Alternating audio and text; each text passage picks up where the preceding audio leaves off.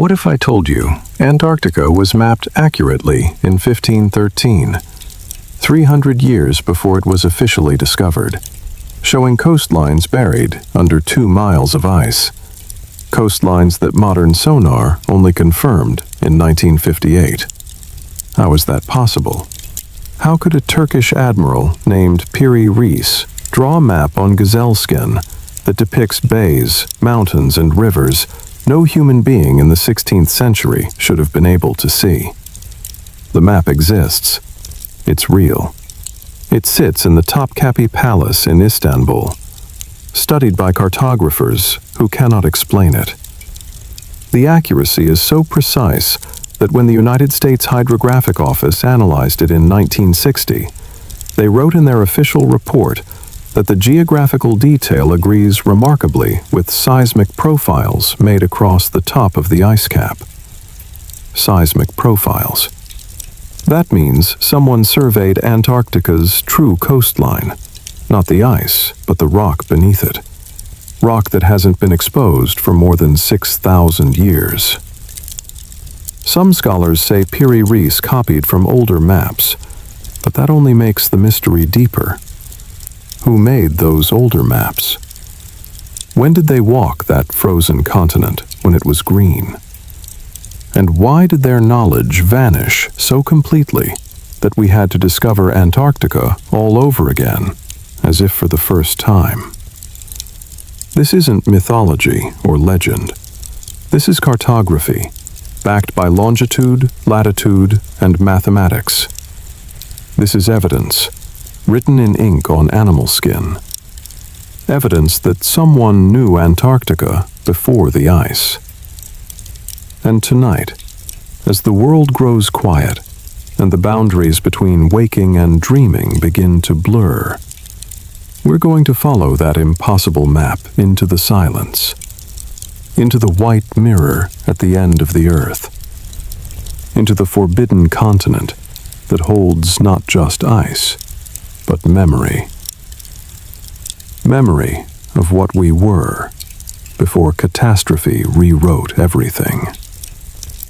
And if you stay with me until the end, you'll see what history never dared to tell. You'll understand why this place, alone among all regions on Earth, is protected by treaty, enforced by every nation. Why enemies everywhere else agreed on one thing, that whatever lies beneath must remain untouched. So take a breath.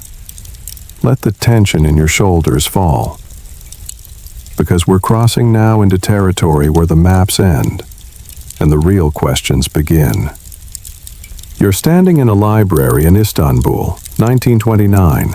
Afternoon light filtering through high windows, casting shadows across ancient manuscripts and forgotten scrolls.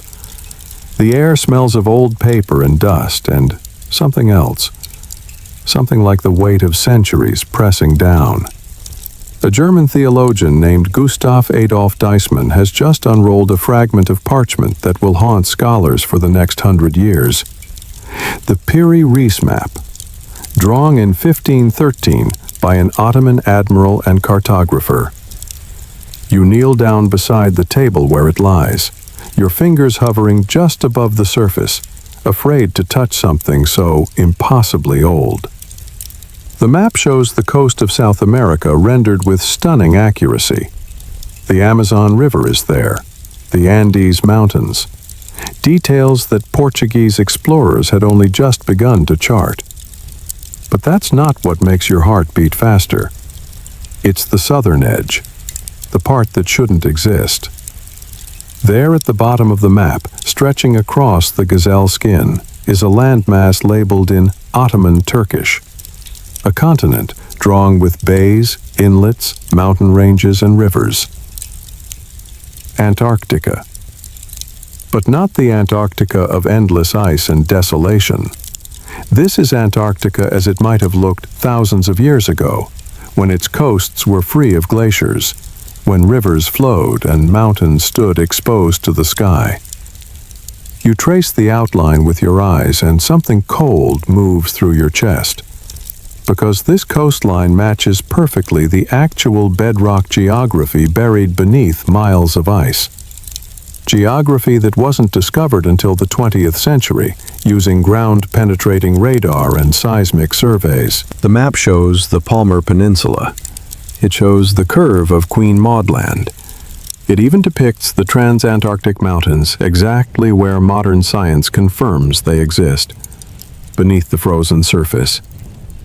Piri Reis himself wrote notes in the margins of his map.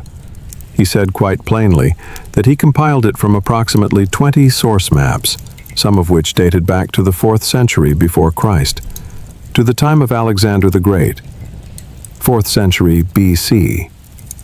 That means someone not in 1513, but more than 2,000 years earlier, had access to accurate surveys of Antarctica.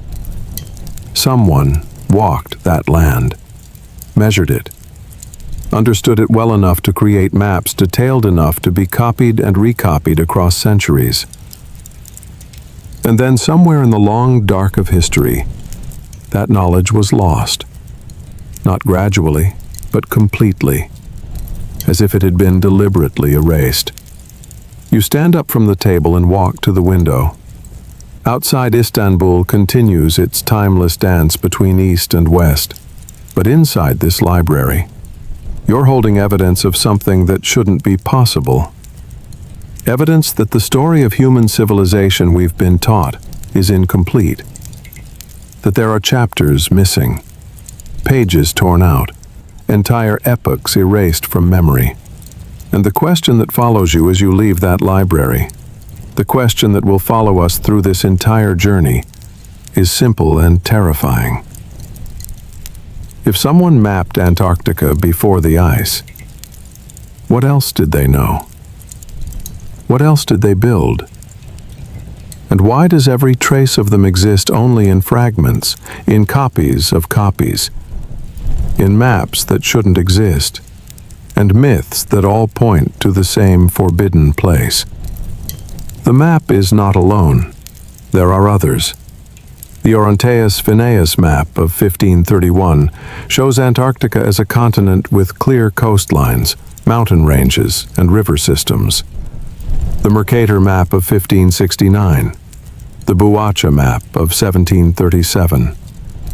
Each one depicts the southern continent with details that predate official discovery by centuries. Conventional historians dismiss these as imagination or errors. They say the cartographers were simply filling in blank spaces on their maps with guesswork. But the accuracy makes that explanation impossible. These maps show longitude calculations that Europeans wouldn't master until the 18th century, with the invention of the marine chronometer. They show the correct proportional size of the continent. They show ice-free coastlines that match the bedrock topography confirmed only in our modern era. It's as if someone in the ancient world had achieved a level of geographical knowledge that rivals our own. And then that knowledge slipped through our fingers. You feel it now, don't you?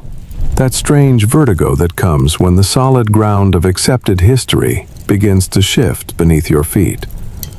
When you realize that the timeline you learned in school, the neat progression from primitive to advanced, from ignorant to enlightened, might be a story we told ourselves to make sense of fragments. Fragments of something much older, much stranger. Geological evidence supports the impossible. Antarctica wasn't always frozen. Core samples taken from the ice sheet reveal layers of sediment that contain pollen from temperate plants. Beech trees, ferns, grasses. Fossils found in the Transantarctic Mountains include preserved leaves that are millions of years old. Yes, but also evidence of relatively recent warmth. The continent shifted, whether through gradual continental drift or through the more controversial theory of Earth crust displacement, the mechanism proposed by Professor Charles Hapgood. Hapgood suggested that the Earth's outer crust could shift over the molten interior, moving entire continents thousands of miles in geologically short periods. Catastrophically short.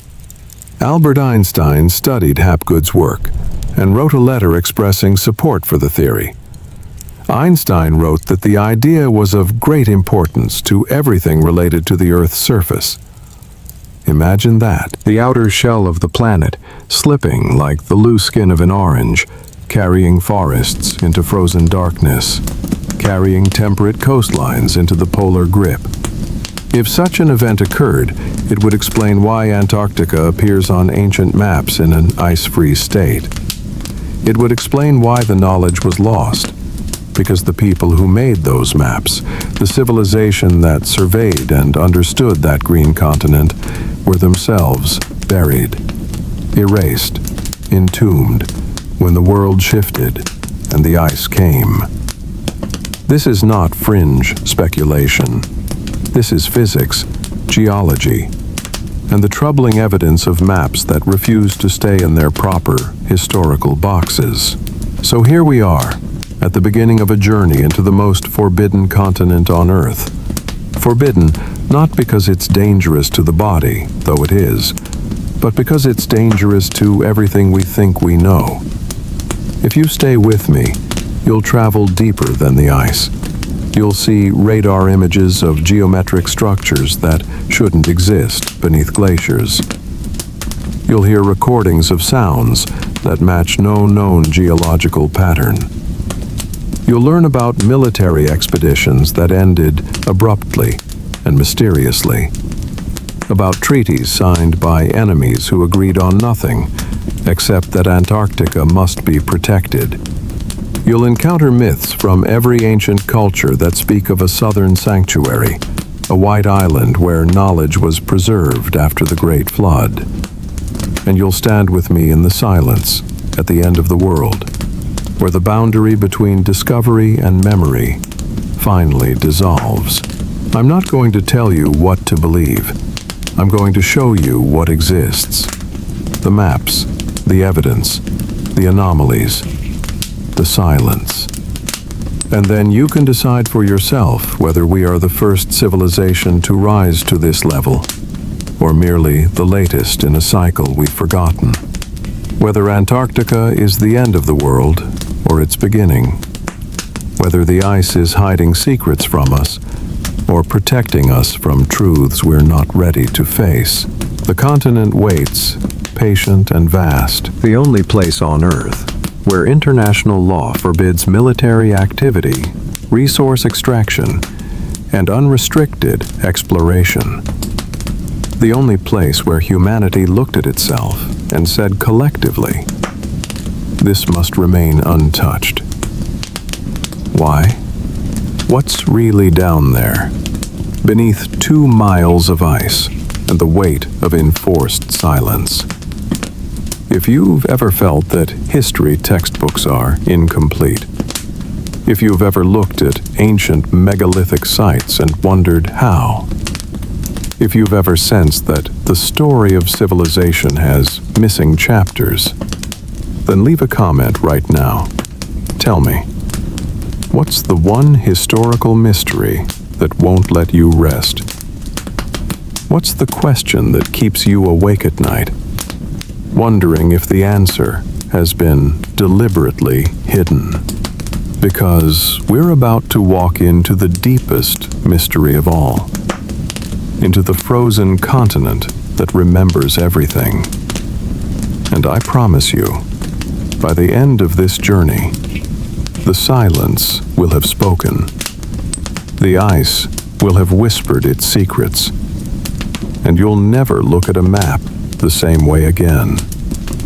You'll never trust the timeline you were taught, because some truths don't fit in textbooks. Some knowledge can only be found in the places we've been told not to look. And Antarctica is the greatest don't look of them all. The night is settling now, wherever you are. The familiar world fading into shadow. This is the threshold. This is where we cross from the known into the remembered, from what we're told into what the evidence whispers. The Piri Reis map hangs in its case in Istanbul. The ice continues its slow, ancient conversation with time. And somewhere beneath that white horizon, something waits. Not with malice, but with patience. The patience of stone and ice and memory that predates language. You can feel it, can't you? That pull toward the unknown. That sense that we're about to step into a story much larger than ourselves. A story that stretches back before recorded history and reaches forward into questions about who we really are. So let go of what you think you know. Let the certainties fall away like snow from a warming branch, because we're descending now into the white mirror, into the continent of silence, into the place where all forbidden knowledge sleeps. And the first thing we'll discover there is this. The maps that shouldn't exist are only the beginning. They're the breadcrumb trail left by someone who wanted us to find our way back to the truth of what we were before the ice came, before the catastrophe, before the forgetting. The path continues deeper, the silence grows heavier with meaning, and Antarctica waits at the end of the world, holding the beginning of everything. So breathe slowly, let your mind grow quiet. Let the journey begin, because what lies ahead will change not just what you know, but who you think you are. And that's a journey worth taking. Into the ice, into the silence, into the forbidden memory of Earth itself. Chapter 1. The Maps That Shouldn't Exist. You're standing now in the map room of the Library of Congress, Washington, D.C. The year is 1960, and you're not supposed to be here. The air conditioning hums quietly in the background, but you can still feel sweat gathering on your palms, because what lies on the table before you changes everything. The room smells of old leather and preservative chemicals, that particular scent of history kept under glass. Captain Arlington H. Mallory of the United States Navy stands beside you, his uniform crisp, his face unreadable.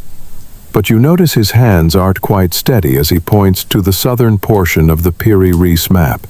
Beside him is a specialist from the Hydrographic Office, a man who has spent 30 years studying coastlines and nautical charts, a man whose entire career has been built on precision and skepticism. And he's pale, visibly shaken.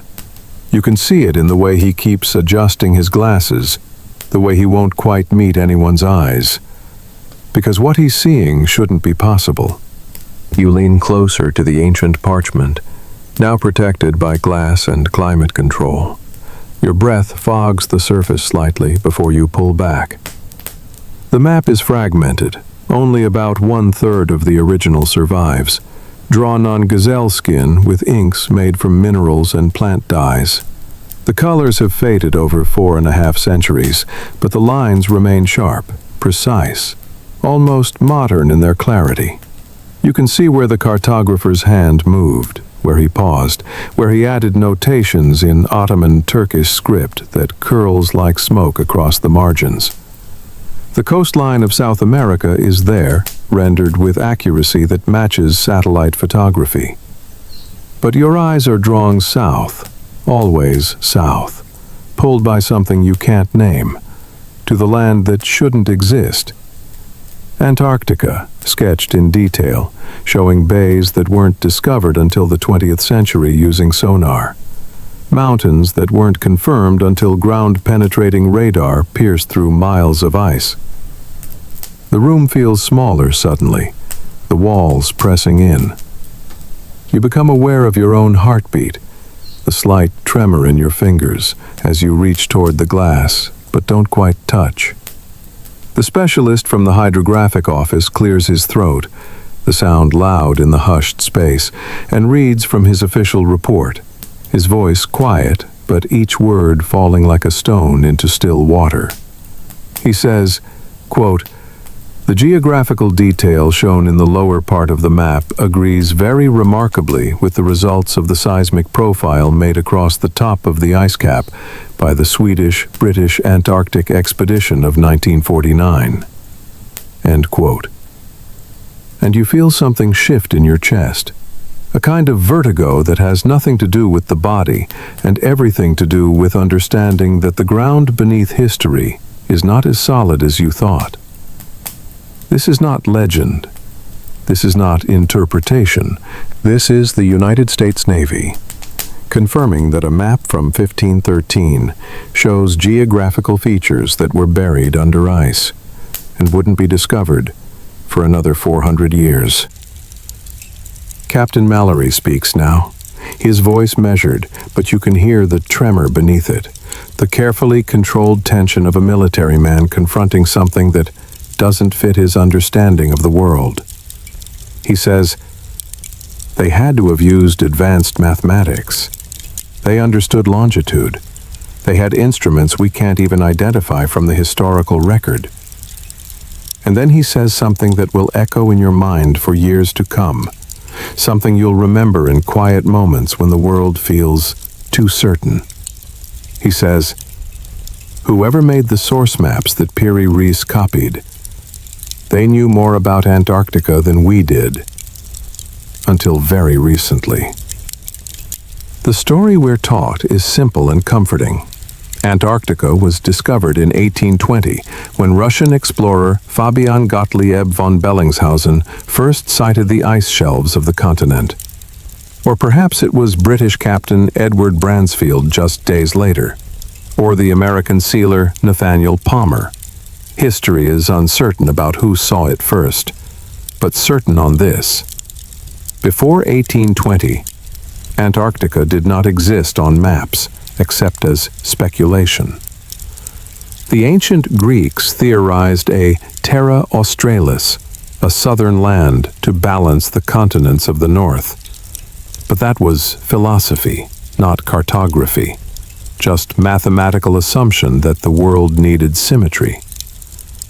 Medieval and Renaissance mapmakers sometimes drew a great southern continent on their charts. But these were fantasy, decoration, educated guesswork to fill the empty spaces at the bottom of the world. You've seen these old maps in textbooks, the ones where dragons swim in unknown waters and the edges simply say, "Here be monsters." No one had been there. No one had seen it. The official narrative is clear, and the textbooks all agree. Antarctica entered human consciousness only 200 years ago, when explorers finally penetrated far enough south to glimpse its frozen shores. Before that, it was unknown, unmapped, untouched by human presence. This is what every encyclopedia repeats, what every history class teaches. It's the foundation of our understanding of geographical discovery, the neat timeline that shows humanity gradually filling in the blank spaces, expanding knowledge, conquering the unknown. But you're looking at the Reis map now, and that neat timeline is crumbling. Because this map from 1513 shows Antarctica with details no one should have known. And you realize with a cold certainty settling in your stomach that either the history books are wrong or this map shouldn't exist. And the map is right here, under your hands, real, verified by the United States Navy, which means everything else, all those comfortable certainties about human progress and the march of discovery. All of it is built on sand, and the Reis map is not alone. You learn this next. There are others. You see them now, spread across the table. The Orontius Phineas map from 1531, and your eyes can't look away from it. The parchment is darker than the Reis, aged to the color of old honey, and it shows Antarctica as a separate continent, with rivers, with mountain ranges running through its interior, with coastlines drawn in such detail that when modern cartographers account for the projection, They use the outline matches the true shape hidden beneath the ice. Then there's the Buachi map from 1737. And this one makes your hands go cold because it shows something impossible. It depicts Antarctica as two large landmasses separated by a channel of water. And we didn't discover that Antarctica has this structure until 1958, when seismic surveys finally penetrated the ice and found that yes, beneath the frozen surface, the continent is divided into East and West Antarctica, separated by a massive subglacial rift. The ice concealing that separation is thousands of feet thick. Buachi couldn't have known it was there, couldn't have seen it, yet his map shows it clearly, as if he were looking through the ice itself. The longitude problem haunted sailors for centuries. It killed thousands. Ships lost at sea because they couldn't calculate how far east or west they'd traveled. Latitude was easy. You measure the angle of the sun or stars above the horizon, and you know how far north or south you are. But longitude required precise timekeeping. You needed to know the exact moment at your reference point and compare it to local solar time. The difference told you your position. But mechanical clocks capable of keeping accurate time at sea through storms and temperature changes didn't exist until 1735, when John Harrison invented the marine chronometer. After decades of obsessive work, before Harrison, sailors died in the dark, not knowing where they were. Yet the Piri-Reis map shows longitude with accuracy that shouldn't have been possible in 1513. The coastlines align, the distances are correct, the proportions match reality. Whoever made the original source maps had solved the longitude problem centuries before Europe. Or they used a method entirely different, something we've lost, or never knew. You feel the weight of that loss now, standing in this quiet room. The sense that human knowledge is not a straight line climbing upward, but something more circular, rising and falling like breath. And here's what makes it worse. The Antarctic coastline shown on these maps is ice-free. You can see it clearly. Bays where rivers meet the sea. Mountain ranges descending to coastal plains. The maps depict Antarctica as it would have looked before the ice. But Antarctica has been frozen for millions of years, according to standard geological models, except that's not entirely true. Ice core samples tell a different story. There have been periods in Earth's recent history when parts of Antarctica were warmer, when the ice sheets retreated, or perhaps vanished altogether in certain regions. The last time significant portions of the coast might have been ice-free was at the end of the last ice age, somewhere between 6,000 and 12,000 years ago. That's the window, that narrow slice of time when someone could have walked those shores and mapped them. But 12,000 years ago, humans were supposedly nomadic hunter-gatherers. We had just begun experimenting with agriculture in the Fertile Crescent. We were living in temporary shelters, following animal herds, creating the first crude pottery. The idea that any human culture at that time possessed the technology, the mathematics, the organizational capacity to mount surveying expeditions to Antarctica and create accurate maps is impossible, according to everything archaeology teaches. Yet the maps exist, verified, accurate, showing coastlines that wouldn't be confirmed until our modern era, with all our technology. So we're left with a mystery that refuses to resolve. Either our timeline of human civilization is catastrophically wrong, or these maps are copying from sources made by a culture we have no record of. A maritime civilization that existed before the known dawn of civilization and vanished so completely that only these cartographic echoes remain. Charles Hapgood couldn't let it go. He was a professor of history at Keene State College in New Hampshire.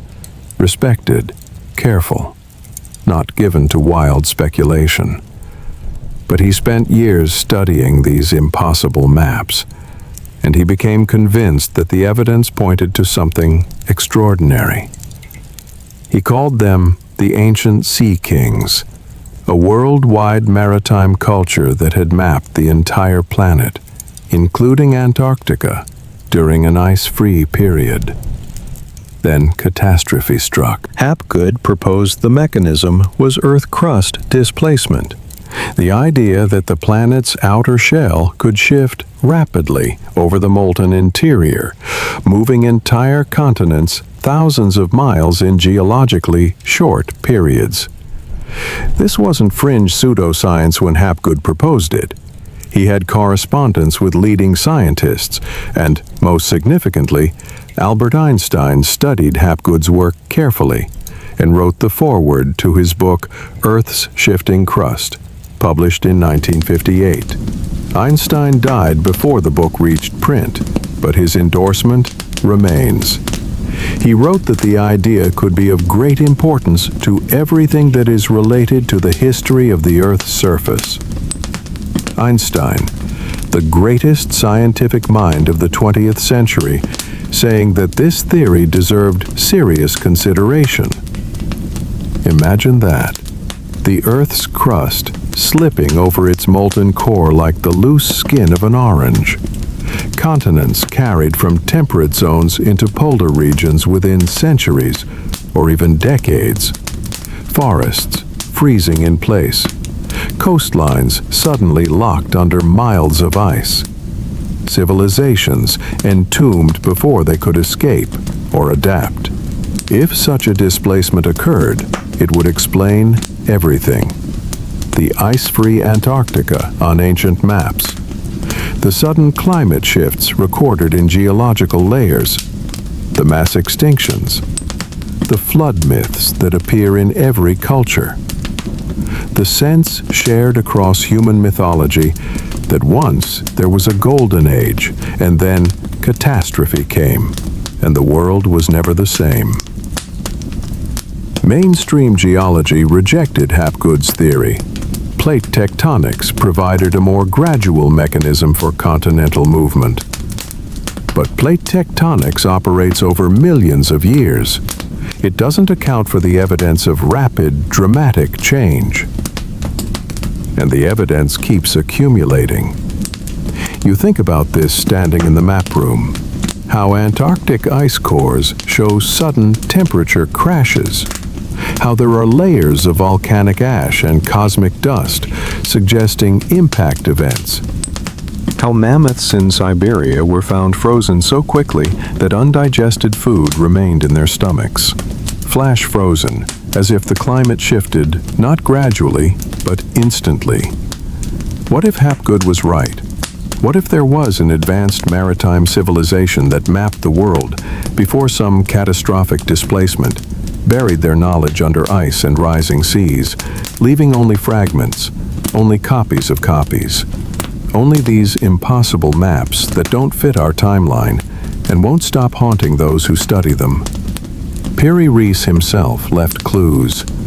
He was an Ottoman admiral born around 1470, a veteran of naval warfare and a meticulous cartographer. When he drew his world map in 1513 while stationed in Gallipoli, he didn't claim to have discovered anything new. Instead, he wrote careful notes in the margins, explaining his sources. He said he compiled the map from approximately 20 older charts, including 8 Ptolemaic maps from the 2nd century, 4 Portuguese maps showing recent discoveries, 1 Arabic map, and critically, maps dating from the time of Alexander the Great in the 4th century before Christ. Alexander, 2,300 years before the map was drawn. What maps did Alexander have access to in the great libraries of Egypt and Persia? What ancient knowledge was stored in Alexandria before the fires, before the conquests, before centuries of knowledge turned to ash and myth? You think about the library of Alexandria now. how it held perhaps 500,000 scrolls, works from every culture that touched the Mediterranean, and how less than 1% survived. 99% of that knowledge lost, burned, scattered, forgotten. What if among those lost scrolls were maps of the world as it was before Catastrophe? Comprehensive surveys created by a civilization that had the entire planet charted. And what if fragments of those maps survived, copied and recopied through the centuries by scribes who didn't fully understand what they were preserving, just faithfully reproducing the lines and notations, passing them down until they reached someone like Piri Reis, who compiled them into his masterwork. The United States military took the map seriously. Captain Mallory brought it to the attention of the Air Force and Navy in the 1950s. They studied it with the best cartographers and analysts available. And the response came from Harold Z. Ohlmeyer, Lieutenant Colonel, United States Air Force Commander.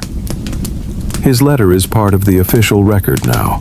He wrote, quote, "The claim that the lower part of the map portrays the Princess Martha Coast of Queen Maud Land, Antarctica, and the Palmer Peninsula is reasonable.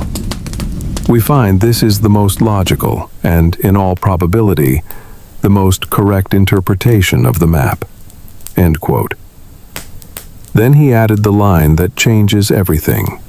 Quote, "The geographical detail shown in the lower part of the map agrees very remarkably with the results of the seismic profile made across the top of the ice cap. This indicates the coastline had been mapped before it was covered by the ice cap." End quote. Read that again. Mapped before it was covered by the ice cap. The United States Air Force officially stating that this map shows Antarctica as it existed in an ice-free state.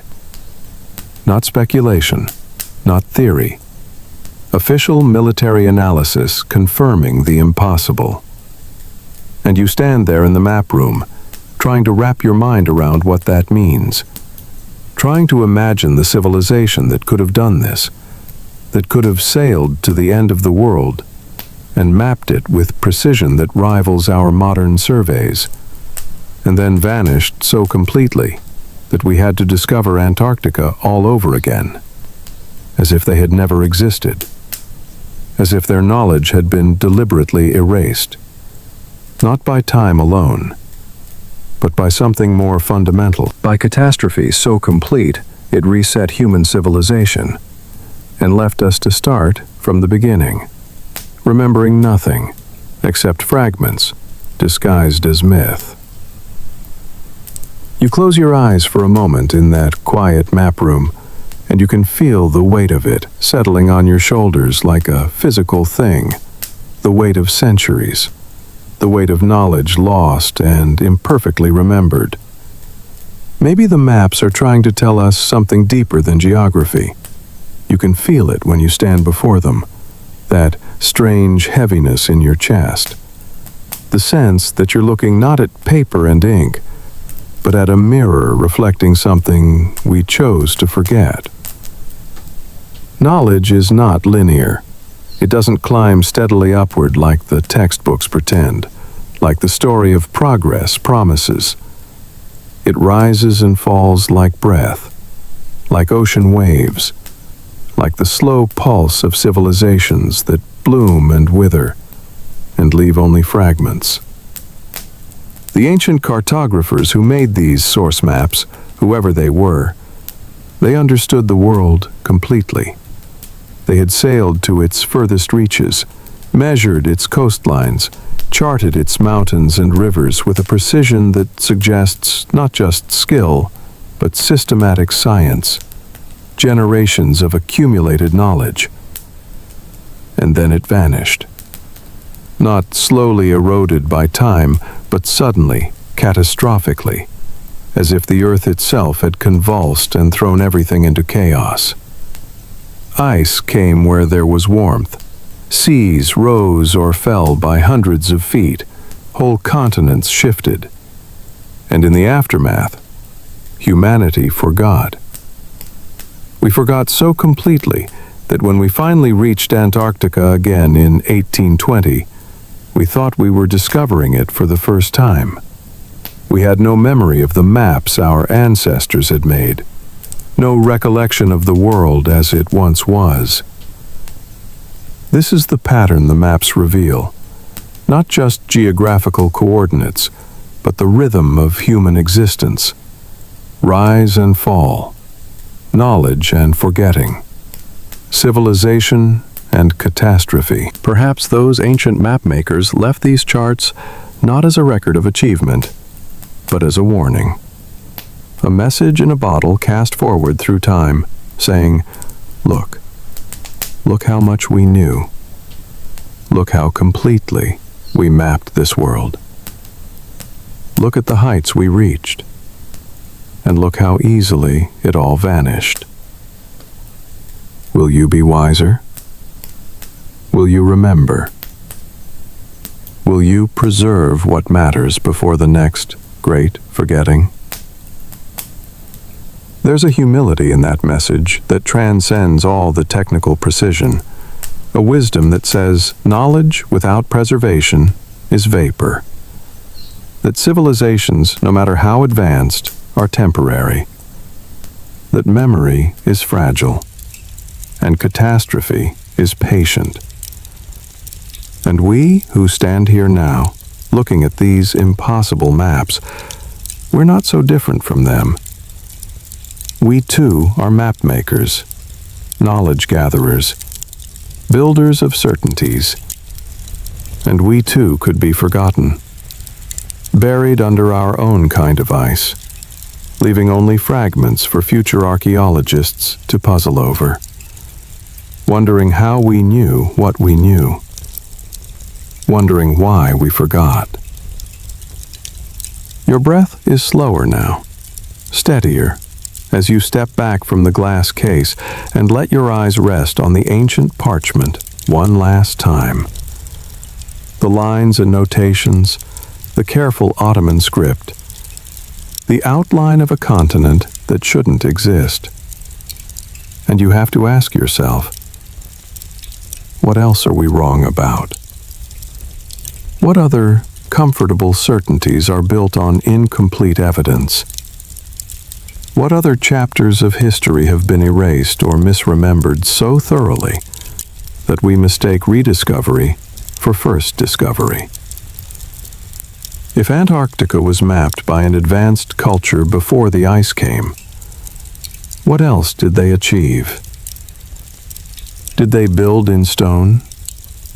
Did they understand astronomy and mathematics in ways we're only now beginning to recover? Did they leave other traces buried and waiting? These questions don't have easy answers. They lead into deeper territory, into mysteries that make comfortable historians nervous because the implications sprawl too far. If the timeline is wrong about this, what else might it be wrong about? The origins of agriculture, the first cities, the development of writing. All of it might need to be pushed back, reconsidered, rewritten. And that's both terrifying and exhilarating, because it means the world is older than we thought, stranger, more layered, full of secrets that refuse to stay buried. Are you ready to go deeper? Because the maps are only the first layer, the surface mystery. Beneath them lies something even more disturbing. If Antarctica was once mapped and inhabited, if it was accessible and known, then somewhere under those miles of ice there might be traces still remaining. Structures, perhaps, foundations, the physical remnants of whoever walked those shores. And, in recent decades, something has been found. Radar images from deep ice surveys showing geometric patterns, formations too regular for geology. Shapes that look like walls, like corners, like the architectural footprint of something vast and intentional. And that's where we're going next. Down through the ice, to what lies beneath, to the structures that shouldn't exist, to the question that follows naturally from the impossible maps. If they knew Antarctica, what did they build there? Chapter 2. The Forbidden Expeditions. You're aboard a German reconnaissance plane in 1939. Engines roaring over the white expanse of Neuschwabenland, the name the Third Reich has given to this section of Queen Maud Land, Antarctica. The vibration of the aircraft rattles through your body as you peer through the window at the landscape below. Endless white, broken only by jagged mountain peaks that thrust up through the ice like the teeth of some buried giant. The air inside the cabin is cold, despite the heaters. You can see your breath, and there's a tension among the crew that has nothing to do with the altitude or the weather. They're dropping metal markers, swastika flags falling like dark seeds into virgin snow, claiming territory for Germany. But you know this isn't just about whaling rights, as the official story claims. Thermal imaging equipment packed in crates behind you, the kind of gear that has no business on a simple territorial survey, suggests they're searching for something specific. The pilot banks the aircraft, and you see it. A valley carved between mountains where the ice seems thinner, darker. And for just a moment you think you glimpse a break in the white, a shadow that might be rock, or might be something else, something angular and too regular for nature. The radio crackles with static and German voices, coordinates being called out, photographs being taken. There's an urgency to their communication that makes your pulse quicken. One of the officers leans over your shoulder, pointing down at what looks like a series of thermal vents, warm air rising from beneath the ice, creating columns of mist that spiral upward into the Antarctic sky. He says something in German that you don't fully catch, but you hear the word Höhle, cave, and Erwärmung, warming. They've found caverns beneath the ice, heated not by volcanic activity, which would show different thermal signatures, but by something else. And as the plane circles back toward the research vessel waiting in the bay, you realize that whatever Germany discovered here, it was significant enough to mount this massive expedition in the midst of preparing for war. They spent resources they couldn't spare, committed ships and planes and personnel, all for a frozen wasteland that official history says held nothing of strategic value. But sitting in that cold aircraft, watching officers huddle over maps and photographs, watching them mark locations with trembling hands, you understand that they found something. Something that made the entire Nazi high command pay attention.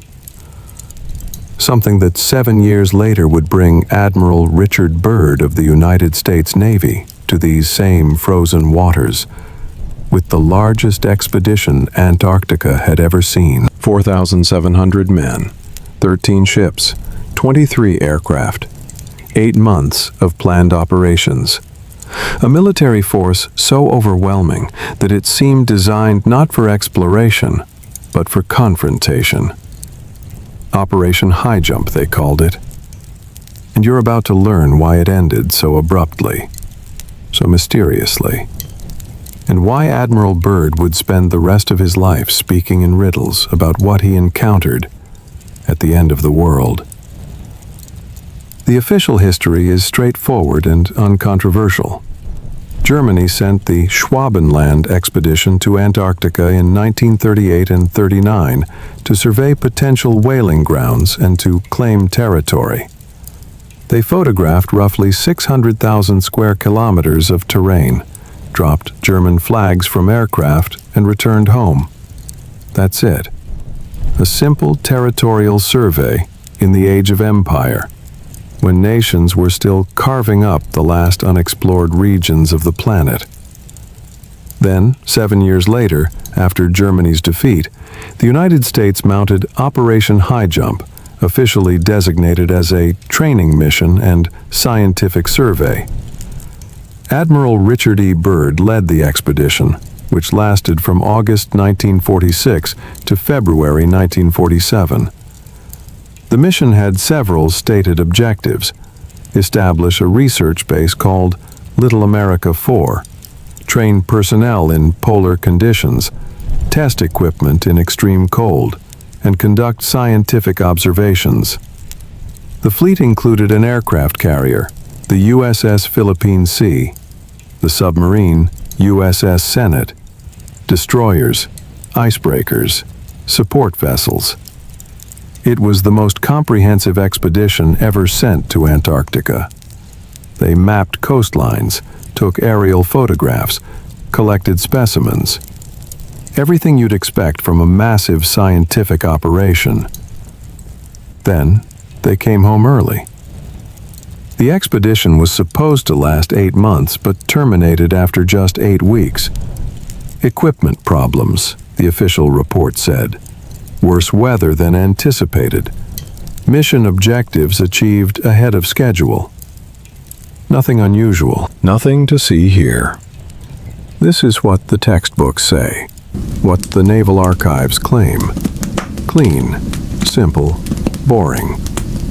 But there are fragments, inconsistencies that don't quite fit. An interview Admiral Byrd gave to a Chilean newspaper in March 1947, just after returning. He spoke about the need to prepare for the possibility of hostile action from aircraft that could fly from pole to pole at incredible speeds. Aircraft in 1947, when jets were barely operational and certainly not capable of polar flight. Then there's his private diary, portions of which were published decades later, though the Navy disputes their authenticity. Describing a flight beyond the South Pole into a land of mountains, rivers, and vegetation, encountering beings of advanced nature, being escorted by disc-shaped craft. It sounds insane. It sounds like science fiction. And maybe it is. Maybe the diary is a hoax or the ramblings of a man suffering from polar stress. But you're standing in a naval archive in Washington, looking at classified documents that were partially declassified in the 1990s. Mission reports with sections redacted, photographs with captions removed, references to phenomena that remain unexplained.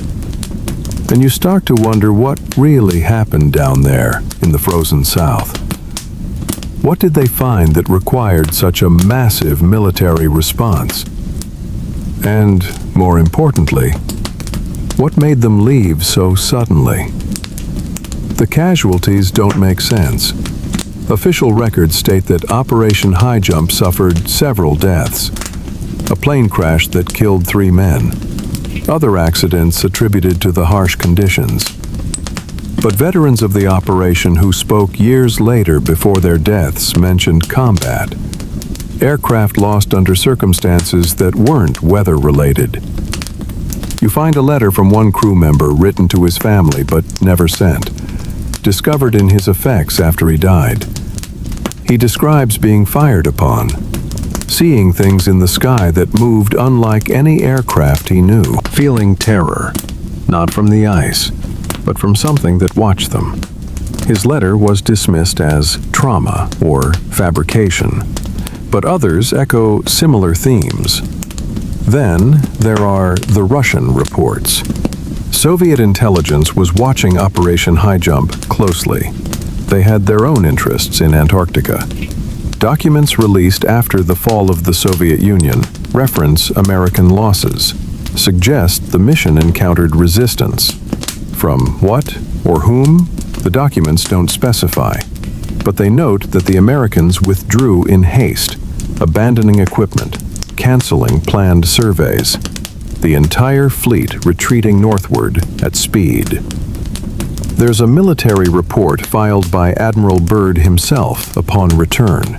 Most of it remains classified, even now, 75 years later. What could possibly still require secrecy about a scientific expedition to an uninhabited continent? Unless it wasn't uninhabited. Unless they found something or someone. In 1958, just 11 years after Operation High Jump, the Antarctic Treaty was signed. 12 nations agreed to ban military activity, nuclear testing, and mineral exploitation on the entire continent. They agreed to free scientific access and international cooperation. Enemies in every other theater, the Cold War at its frozen peak, agreed instantly and unanimously about Antarctica. The treaty has been renewed and expanded multiple times, never violated, never challenged. It remains the most successful international agreement in history. Ask yourself, why? Why would nations competing for every advantage, racing to militarize space and ocean and air, unanimously agree to keep one continent untouched? What were they protecting? Or what were they protecting themselves from? There are photographs, most still classified, but a few leaked over the years. Aerial shots of Antarctic terrain showing anomalies, perfectly circular formations in the ice, geometric shadows that suggest structures beneath. One image from a 1946 survey flight shows what looks like an entrance. A vast opening in the side of a mountain where darker shadows suggest depth. No official explanation was ever provided. The image appears in a few books, then vanishes from circulation. You try to find the original, but it's been scrubbed from naval archives. There's testimony from a man named John Sierson, who claimed to be a crew member on Operation High Jump. Decades later, before his death, he gave an interview describing underground facilities, warm caverns that shouldn't exist, technology that seemed impossible. He described feeling watched, feeling unwelcome. He said Admiral Byrd gave an order to withdraw after an incident that Sierson wouldn't describe in detail. Just that men died, and the Admiral understood they were outmatched. Sierson's testimony is dismissed as the fantasy of an old man, except his service record checks out. He was there. He was part of the expedition. And several other veterans before their deaths made similar statements. Vague references to encounters, to things that flew, to a decision made at command level to leave immediately. Then there's the question of what Germany found. The Neuschwabenland expedition returned with detailed maps and photographs, most of which disappeared into Nazi archives and were never recovered. But there are accounts from German officers after the war, interrogations, where they spoke of discoveries, of plans to establish a secret base in Antarctica. These were dismissed as desperation and fantasy. Nazis were known for their occult obsessions and wild theories. But what if beneath the mythology there was something real? What if they found something that America went to investigate 7 years later with overwhelming force? And what if whatever they found was still there, still active, still capable of making the most powerful navy in the world turn around and run? Admiral Richard Evelyn Byrd was not a man given to fantasy. Born in 1888 to a prominent Virginia family, he was a naval officer, aviator, polar explorer, recipient of the Medal of Honor. He had flown over the North Pole in 1926, led previous Antarctic expeditions in 1929 and 1933, mapped vast regions of the continent. He was methodical, respected, trusted by the military establishment, which makes his later statements all the more troubling. In that interview with El Mercurio newspaper in Chile, March 5, 1947, he said that the United States should adopt measures of protection against the possibility of an invasion of the country by hostile aircraft proceeding from the polar regions. He said it was necessary for the United States to take defensive actions against enemy air fighters which come from the polar regions. Enemy air fighters. In 1947, from Antarctica, Germany was defeated. Japan was occupied. Who was he talking about? The reporter pressed him.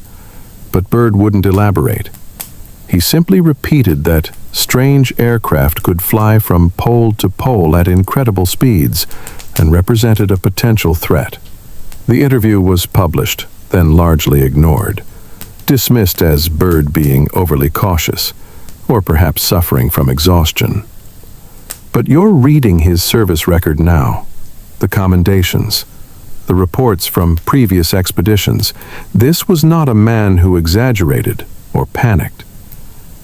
This was one of the most experienced polar explorers in history, saying something had changed. Something in Antarctica was different. In his later years, Byrd spoke rarely about Operation High Jump. When pressed, he would say only that the expedition had been successful, but that there were aspects he couldn't discuss.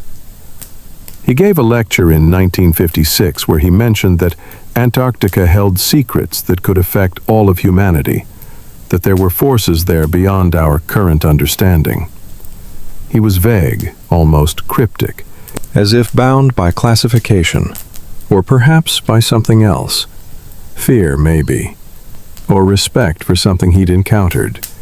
He died in 1957, at age 68, heart failure, the official cause. But those who knew him said he seemed haunted in his final years, troubled by something he couldn't or wouldn't share. There were other crew members, other officers, but they remained silent, bound by naval secrecy or by mutual agreement not to speak. A few, as they neared the end of their lives, gave fragmentary interviews, mentions of things seen, of orders given, of a hasty retreat. But nothing concrete, nothing that couldn't be dismissed as memory failure or attention-seeking. And so, Operation High Jump remains an enigma.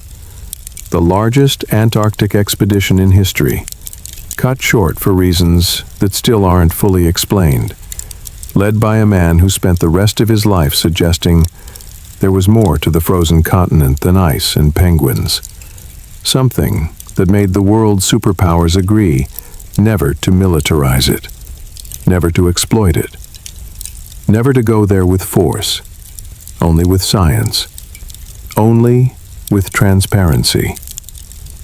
As if they'd learned a lesson, as if they'd been warned. You stand in the archive, documents spread before you, photographs and reports and testimonies that don't quite add up, and you feel the weight of what silence means. Maybe some discoveries aren't meant for conquest, but for contemplation. Maybe the treaty that protects Antarctica isn't about protecting ice or penguins, or even scientific access. Maybe it's about protecting us from ourselves, from the temptation to weaponize or exploit or control something we don't fully understand. There's a humility in that treaty that doesn't exist anywhere else in human affairs. Every other territory on Earth has been divided, claimed, fought over, resources extracted, military bases established. But not Antarctica. By unanimous global agreement, it remains neutral ground. And you have to ask yourself, what kind of discovery would create that level of cooperation? What would make enemies agree? Perhaps they encountered something that transcended national interest, something that made territorial claims seem petty and dangerous. Perhaps whatever is in Antarctica, whether it's ancient ruins or thermal anomalies or something else entirely, perhaps it taught them that some mysteries are better left alone, not because they're dangerous in themselves, but because humanity isn't ready. Because we would fight over it, weaponize it, destroy ourselves in the process of trying to possess it. Admiral Byrd spoke of forces beyond our current understanding. Maybe he meant technology. Maybe he meant something else. But his message was clear. We're not alone, not in the way we thought. And we're not as advanced as we believe.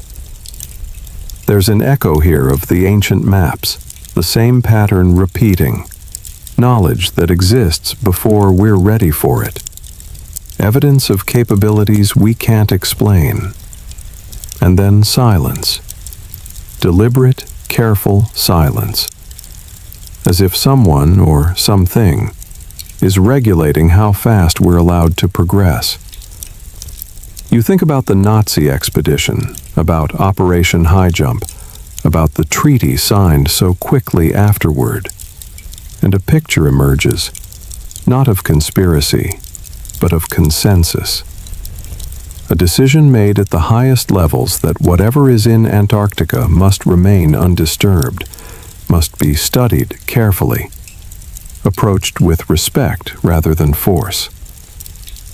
Perhaps that's the real discovery, not what's under the ice, but what looking under the ice revealed about ourselves, our capacity for restraint, our ability when faced with the truly unknown, to choose cooperation over competition. Or, perhaps more cynically, our capacity for fear, for recognizing when we're outmatched, when discretion is the better part of valor, when retreat is victory. Maybe Antarctica taught us that we're not yet wise enough for what we might find there, that some doors should stay closed until we've learned to open them without destroying what's on the other side. And maybe that's a lesson worth learning, written in ice and silence and treaties that hold. The archive is closing, soft lights dimming. The documents will be returned to their climate-controlled storage, the photographs filed away, the testimonies of dead men preserved but largely unread. And you realize that official history is always neater than the truth, always simpler, always missing the strange edges that don't fit the narrative. If Operation High Jump found nothing unusual, then why did the reports remain partially classified? Why did veterans speak in whispers? Why did Admiral Byrd spend his final years hinting at truths he couldn't fully tell? And why was the Antarctic Treaty signed with such unusual speed and unanimity? These aren't questions with comfortable answers. They lead into territory where speculation and evidence blur together, where the line between what we know and what we suspect becomes difficult to navigate. But here's what we do know. Something changed in 1947. Something shifted in how the world viewed Antarctica. It went from being just another territory to claim to being a place that must be protected, not developed, but preserved, not conquered, but respected. And in the decades since, the silence has held. Expeditions have been scientific, cooperative, transparent. No weapons, no territorial disputes, no military presence. As if everyone who goes there understands an unspoken rule. As if the ice itself enforces a kind of treaty more binding than the one on paper. But the ice is melting now. Satellites watch it thin. Temperatures rise. Ancient landscapes emerge from beneath the white. And with the melting comes the possibility of revelation. Whatever is down there, whatever made nations agree to keep away, might not stay hidden much longer. Nature doesn't respect treaties. The planet doesn't care about our decisions to leave things alone. And so, we're approaching a moment of truth, where what was buried will surface, where what was agreed to forget will be remembered. And that's where we're going next, into the melting, into what the ice has been protecting all these years, into the structures that radar has glimpsed and treaties have guarded. Because the silence is ending.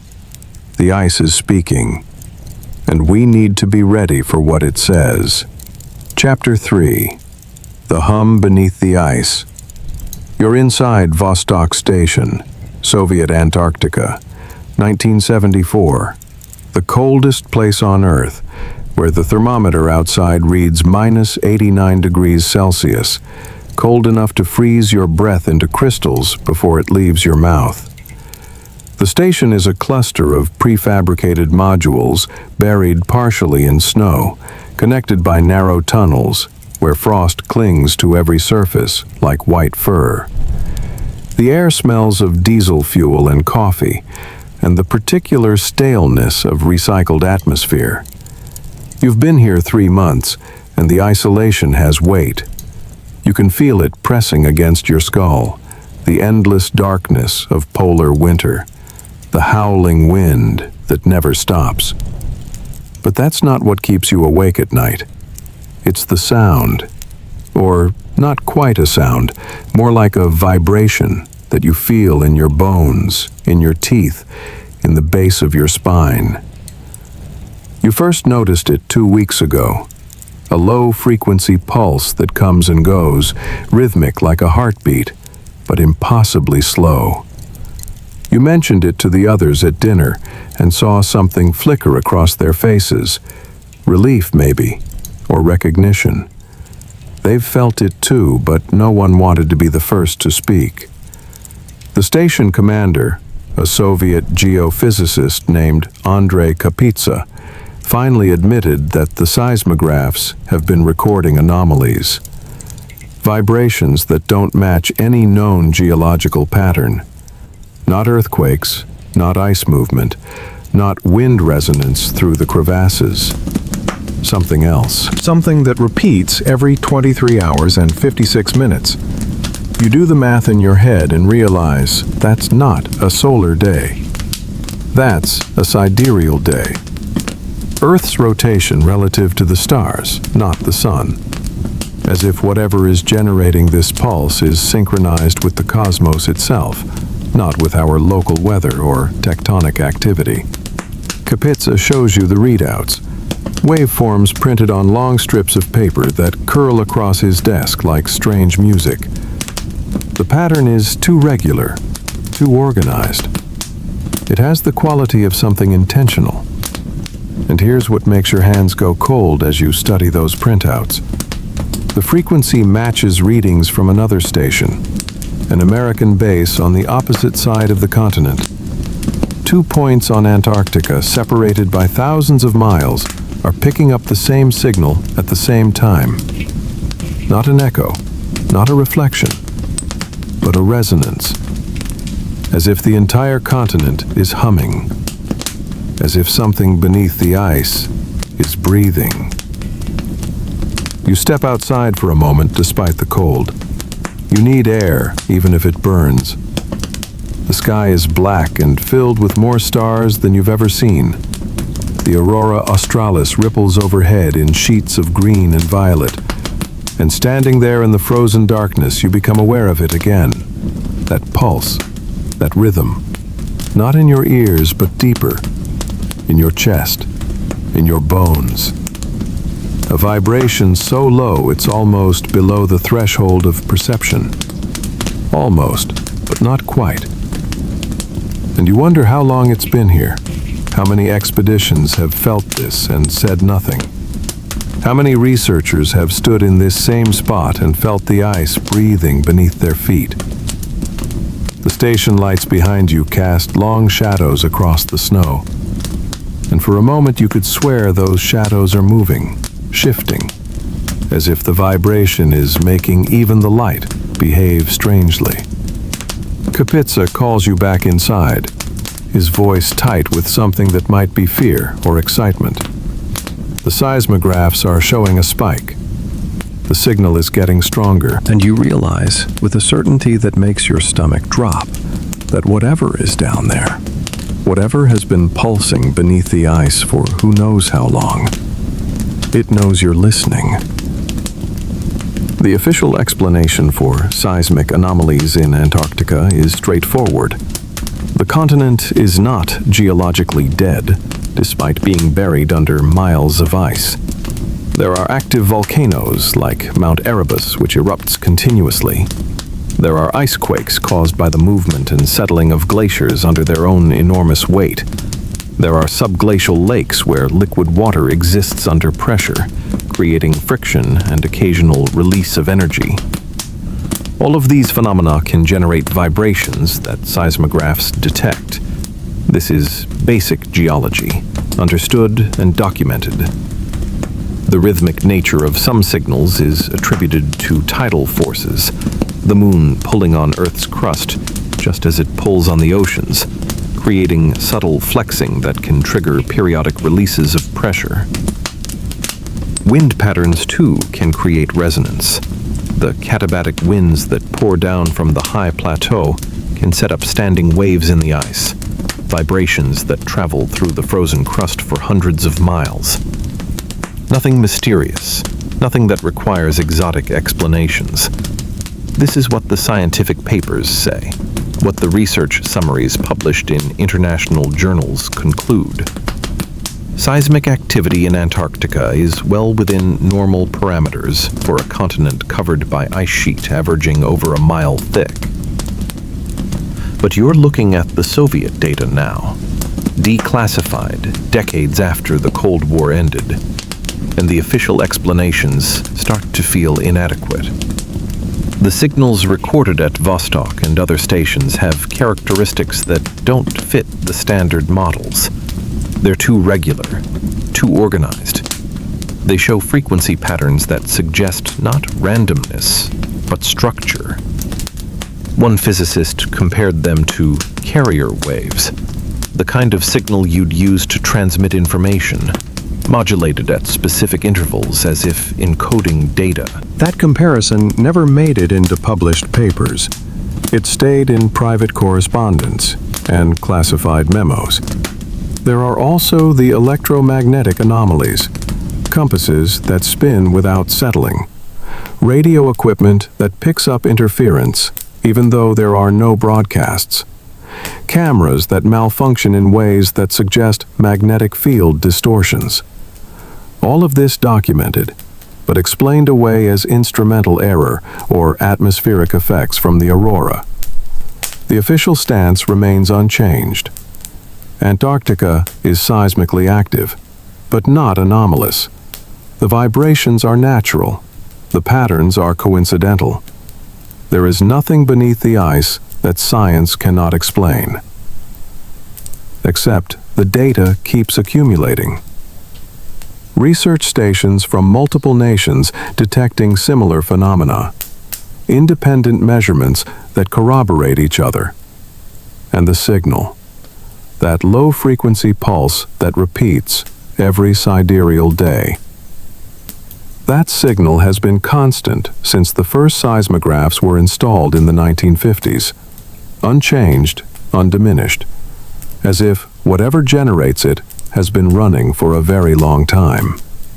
The frequency itself is what troubles the experts. It sits in the infrasound range, below 20 Hz, below the threshold of human hearing, but not below human perception. Infrasound at these frequencies can cause unease, disorientation, the feeling of being watched. It can induce vivid dreams and temporal distortion, making people lose track of time or experience hours as if they were minutes. Military researchers know this. They've studied infrasound as a potential weapon, a way to disable or disorient without visible effect. But natural sources of infrasound, like earthquakes or avalanches, are sporadic. They don't maintain constant frequency and rhythm. Yet the Antarctic signal does. It pulses with a regularity that suggests either an enormous natural resonator perfectly tuned, which is statistically unlikely, or something artificial, something mechanical or electronic. Maintaining that frequency with precision, Soviet researchers in the 1970s conducted experiments. They tried to triangulate the source of the signal using data from multiple stations. The results were inconclusive, but suggested the vibrations were coming from deep beneath the East Antarctic ice sheet, from the region near Lake Vostok, the massive subglacial lake that wasn't confirmed to exist until satellite measurements in the 1990s proved what the Soviets had suspected. Lake Vostok is extraordinary. It's larger than Lake Ontario. Liquid water beneath nearly 4 kilometers of ice, sealed from the atmosphere for potentially 15 million years. The water is kept liquid by geothermal heat and the immense pressure of the ice above. It's an alien environment, completely dark, at temperatures just above freezing. And when Russian drilling teams finally penetrated close to the lake in the early 2000s, they encountered something unexpected. The water near the drill hole showed unusual chemistry, high concentrations of oxygen suggesting the presence of life, but also other elements that didn't fit the expected profile. There were magnetic anomalies strong enough to disrupt instruments, and one drill log that was later classified mentions reaching a depth where the ice gave way to something described as a hard surface, not rock, not sediment, but something smooth and artificially flat. The drilling stopped immediately. The hole was sealed. Official explanations cited environmental concerns about contaminating a pristine ecosystem. But you read the internal communications. The researchers were spooked. They had hit something they couldn't explain, and the decision was made at the highest levels to withdraw. There's a recording, audio captured by a hydrophone lowered into a smaller Antarctic lake before the Lake Vostok incident. The recording was part of a biological survey, listening for sounds that might indicate life. What it captured instead was that pulse, that rhythm, but amplified, clearer, and underneath it, something else, a harmonic, a series of tones that one acoustic engineer described as structured, as if the primary pulse was carrying secondary information, encoded in frequency shifts too subtle for casual detection. That recording circulated briefly among researchers before being classified.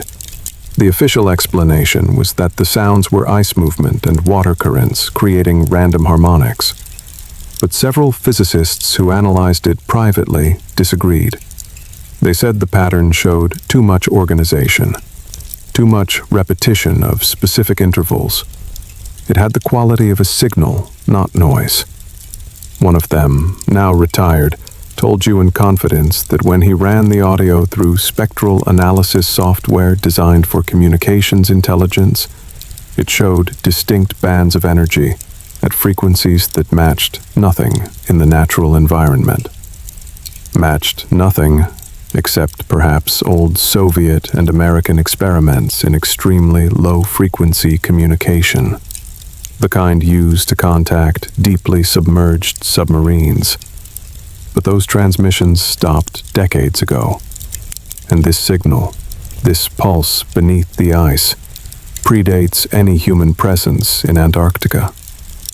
Core samples and ice layer analysis confirm that similar vibrations were occurring thousands of years ago, recorded as microscopic variations in ice crystal formation, annual layers showing a pattern of stress and release that matches the frequency detected by modern instruments.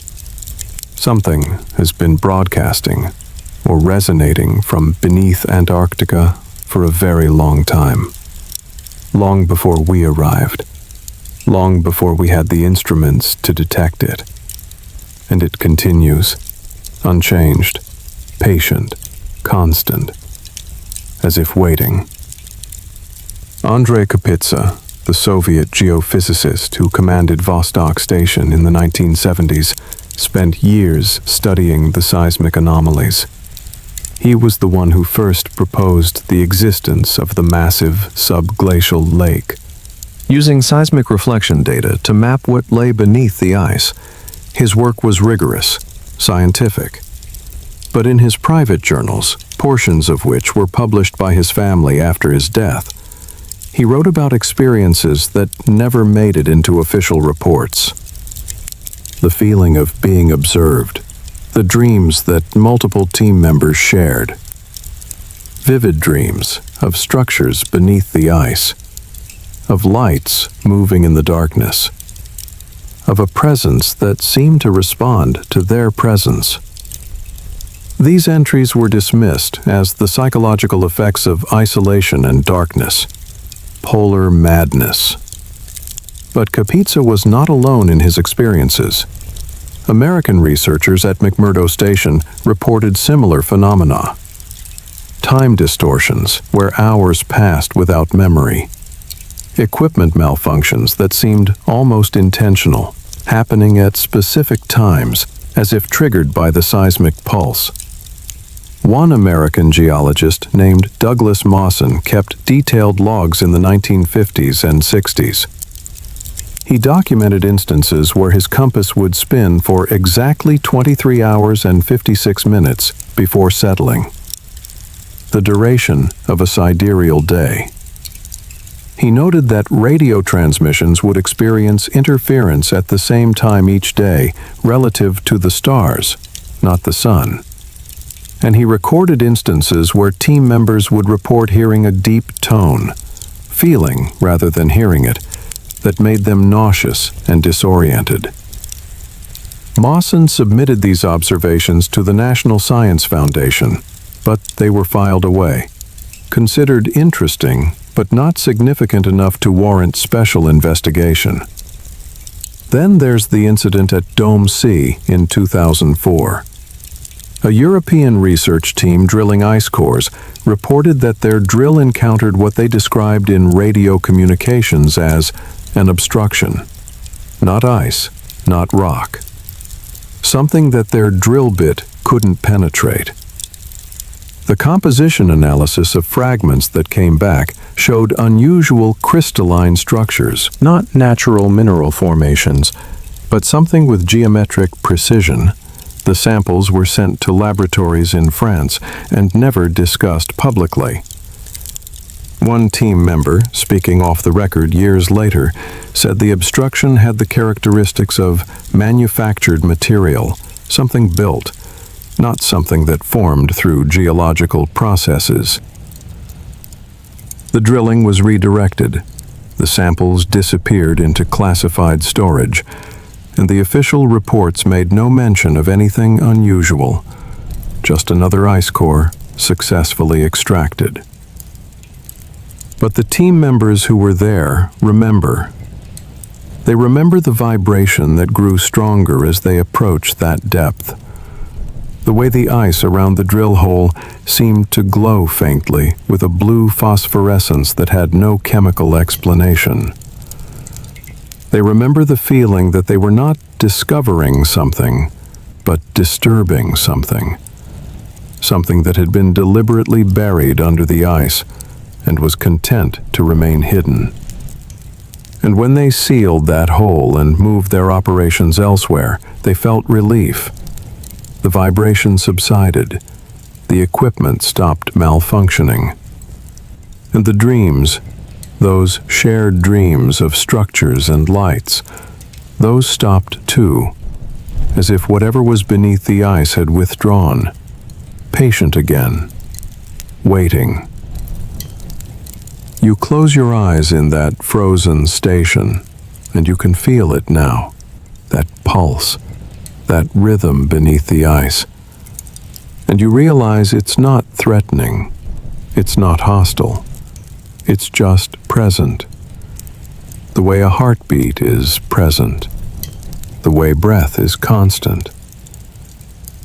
Maybe some things aren't meant to be excavated, but felt.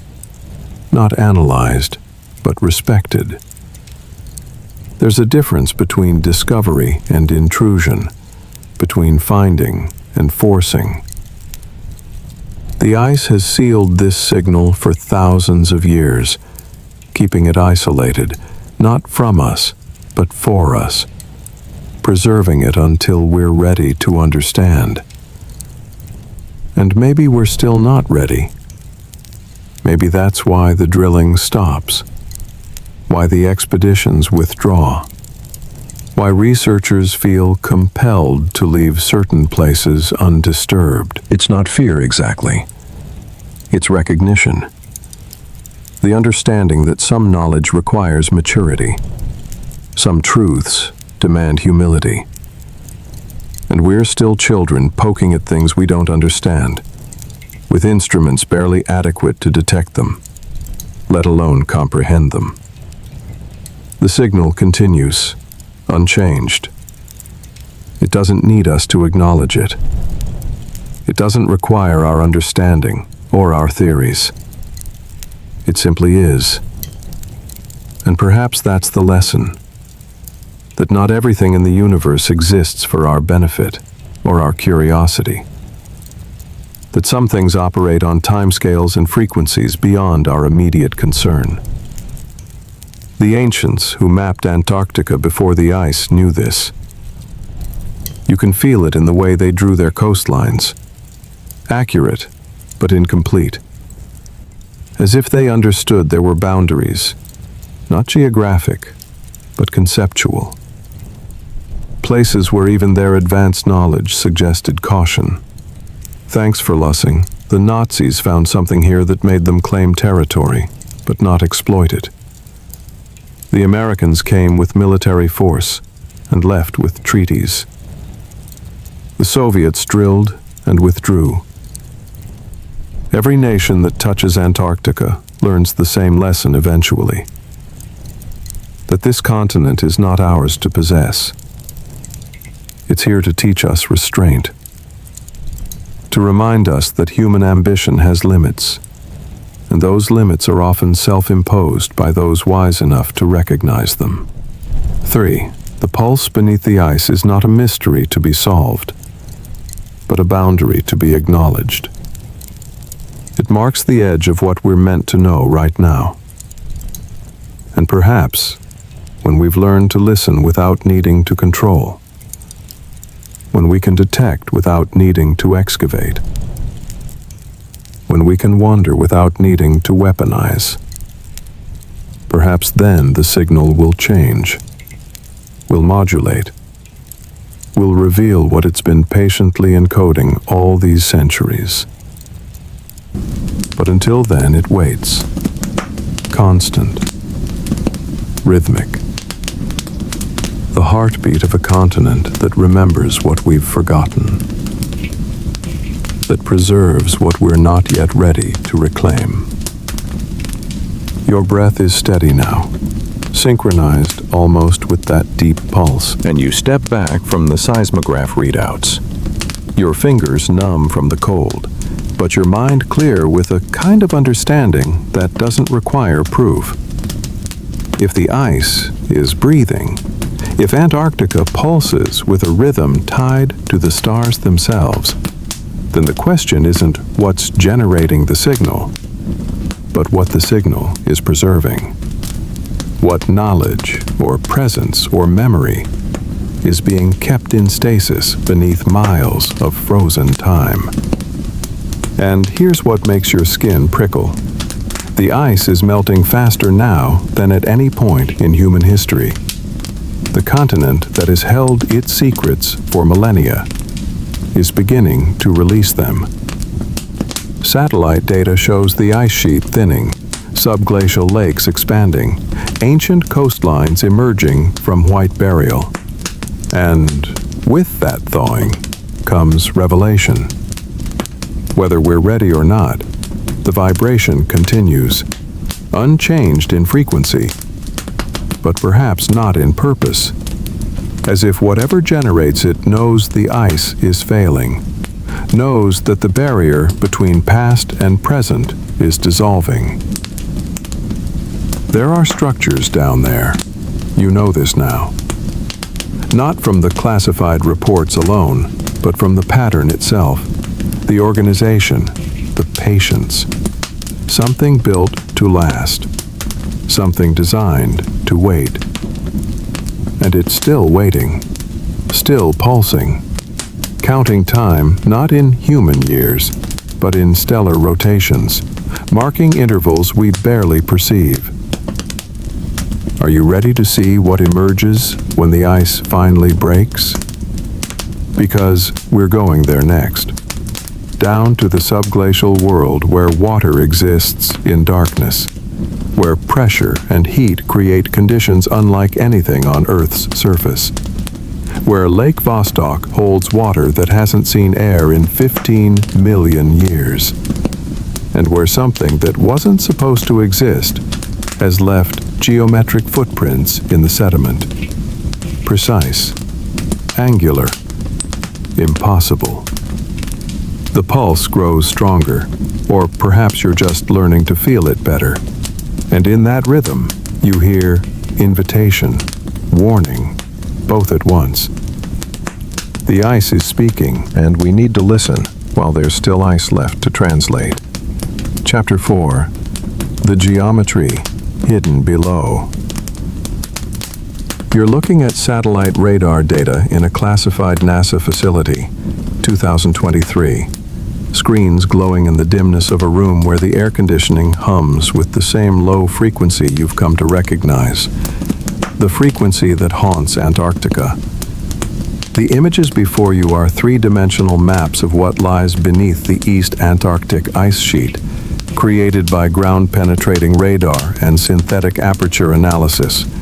Technology that can see through miles of ice to reveal the hidden topography of the continent, the bedrock landscape that hasn't seen sunlight in millions of years. Your colleague, a glaciologist who has spent 2 decades studying polar ice, zooms into a region near the Gamburtsev Mountains, a range buried so deep that its peaks don't even approach the surface. And as the image resolves, you feel your breath catch in your chest. There, at a depth of nearly 2 miles beneath the ice, is a pattern, a formation that shouldn't exist. Perfectly circular, roughly 50 kilometers in diameter, with concentric rings radiating from a central point like ripples frozen in stone. Your hands hover over the keyboard, trembling slightly as you adjust the contrast. The pattern becomes clearer. Not just circles, but geometric divisions within them. Radial lines extending from the center like spokes of a wheel, subdividing the space with mathematical precision. Your colleague leans closer, his face lit by the blue glow of the screen, and he whispers something that makes the small hairs on your neck stand up. He says, "That's not natural. That's not geological." He's been analyzing ice-penetrating radar data for 20 years. He's seen mountains and valleys. He's seen impact craters and volcanic calderas. He's seen every formation that nature can create through pressure and heat and time. And this, he says, this is something else. The geometry is too precise, the angles too exact. Natural processes don't create perfect circles 50 kilometers wide. Erosion doesn't carve radial patterns with uniform spacing. This looks, he says carefully, as if someone drew it, as if someone planned it.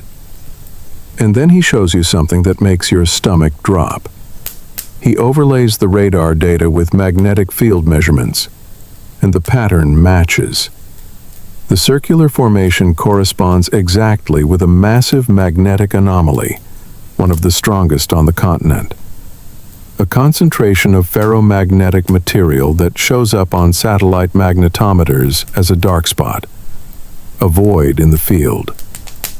And when you ask him what could cause that, what kind of geological formation creates both geometric patterns and magnetic anomalies in the same location, he just shakes his head. Because the answer that keeps surfacing in both your minds is the one that can't be spoken aloud in a NASA facility without risking your career. The answer that has been whispered in break rooms and hinted at in redacted reports since the first ice-penetrating surveys were conducted in the 1960s. Something was built here. Something massive. Something that has been waiting beneath the ice for longer than we can imagine. Your colleague pulls up another image, this one from Wilkes Land, another circular formation, this one 300 kilometers across, discovered in 2006 and explained away as an impact crater, the largest ever found on Earth, if it is indeed an impact. But the structure shows features that trouble planetary geologists. The rim is too perfect, the central uplift too symmetrical, and scattered around it at precise intervals are smaller circular formations, arranged in a pattern that one researcher privately compared to a circuit board. Nodes and connections, geometry that suggests design. You're about to ask to see more data when the screens flicker. Power surge, the system reports. But you notice the lights didn't dim, the air conditioning didn't pause, just the screens, just the data. And when they come back online, the images are slightly different, less detailed. Some of the geometric clarity smoothed over as if by compression artifacts. Your colleague looks at you, and you see in his eyes the same realization. Someone is watching what you're watching. Someone doesn't want these images examined too closely. And that confirmation, that evidence of active suppression, tells you more than any radar data could. Tells you that what you're seeing is real, is significant, is dangerous to know. The official explanation for unusual formations beneath Antarctic ice is geologically conservative. The continent sits atop the remnants of ancient tectonic activity, volcanic hotspots, and the scars of meteorite impacts spanning millions of years. Circular formations are not uncommon in geology. Impact craters create concentric rings through the shockwave propagation. Volcanic calderas form circular depressions when magma chambers collapse. Erosion by water or ice can carve circular patterns where resistance varies in the bedrock. The Wilkes Land anomaly, discovered by satellite gravity measurements, is classified as a probable impact crater, dated to roughly 250 million years ago, during the Permian-Triassic extinction event. If confirmed, it would be one of the largest impact structures on Earth, possibly responsible for the mass extinction that preceded the age of dinosaurs. The geometry, scientists say, is the natural result of physics. Shock waves travel equally in all directions, creating circular patterns. Material ejected from impacts falls in radial patterns, creating spoke-like features. There is nothing mysterious about circles and radial symmetry. They appear throughout nature, from ripples in water to the structure of snowflakes. As for magnetic anomalies, these too have conventional explanations. Concentrations of iron-rich minerals in the bedrock, remnants of volcanic activity that left magnetized rock, or even the presence of metallic meteorite fragments buried in ancient impact sites. Antarctica is a geologically complex continent, despite being buried under ice. Its bedrock contains all the expected features of a landmass with a long tectonic history. The fact that we're only now mapping these features in detail is simply because the technology to see through miles of ice is relatively recent. ground-penetrating radar, satellite gravity measurements, magnetic field mapping.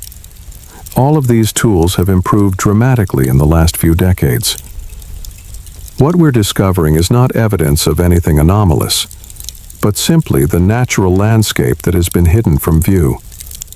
This is the consensus position. This is what appears in published papers and official reports, and for most scientists working in the field, this explanation is sufficient. The data fits within known geological processes. There is no need to invoke extraordinary explanations. But then there are the details that don't quite fit. The patterns that seem too organized, too regular, too precise. The magnetic anomalies that are stronger than expected, oriented in ways that don't match typical geological processes. And the fact that multiple formations showing similar characteristics appear at different locations across the continent, as if following a template, a design. These details are noted but not emphasized, mentioned in appendices but not highlighted in abstracts, because to emphasize them would be to invite questions that have no comfortable answers. The Wilkes Land anomaly is the largest and most studied of these formations. Discovered in 2006 by a team analyzing satellite gravity data. The gravitational signature suggests a mass concentration, a mascon, buried beneath the ice. The circular feature measures roughly 300 kilometers in diameter, with a central uplift and multiple concentric rings. If it's an impact crater, it's enormous, comparable to the Chicxulub crater in Mexico that marked the end of the dinosaurs. But there are problems with the impact hypothesis. First, the structure is too well preserved. Erosion over 250 million years should have degraded the circular perfection, yet the rings remain distinct, the geometry intact. Second, the distribution of mass doesn't match impact models perfectly. There's more concentration at specific points around the perimeter than you'd expect from a natural crater, as if material was placed rather than displaced by shock. Third, and most troubling, there are secondary features, smaller circular formations arranged around the main structure at intervals that suggest planning. One geophysicist ran statistical analysis on the positions of these secondary features and found they align with a hexagonal grid, a pattern that appears in crystalline structures, yes, but also in engineered designs where efficiency of coverage matters. That analysis was never published. When questioned, the researcher said he couldn't get it past peer review. The reviewers felt it implied conclusions not supported by geology alone. But then there's the alignment. In 2012, an independent researcher noticed something that made international news for about 48 hours before being quietly buried under skeptical commentary. The three largest circular formations in Antarctica, Wilkes Land, the Gamburtsev structure, and a third near Dome C, when plotted on a map, form a triangle, and the angles of that triangle correspond within 1 degree to the angles between the three stars of Orion's belt, Alnitak, Alnilam, and Mintaka, the same astronomical alignment famously associated with the pyramids of Giza. Coincidence, said the mainstream scientific community. The human brain is wired to see patterns.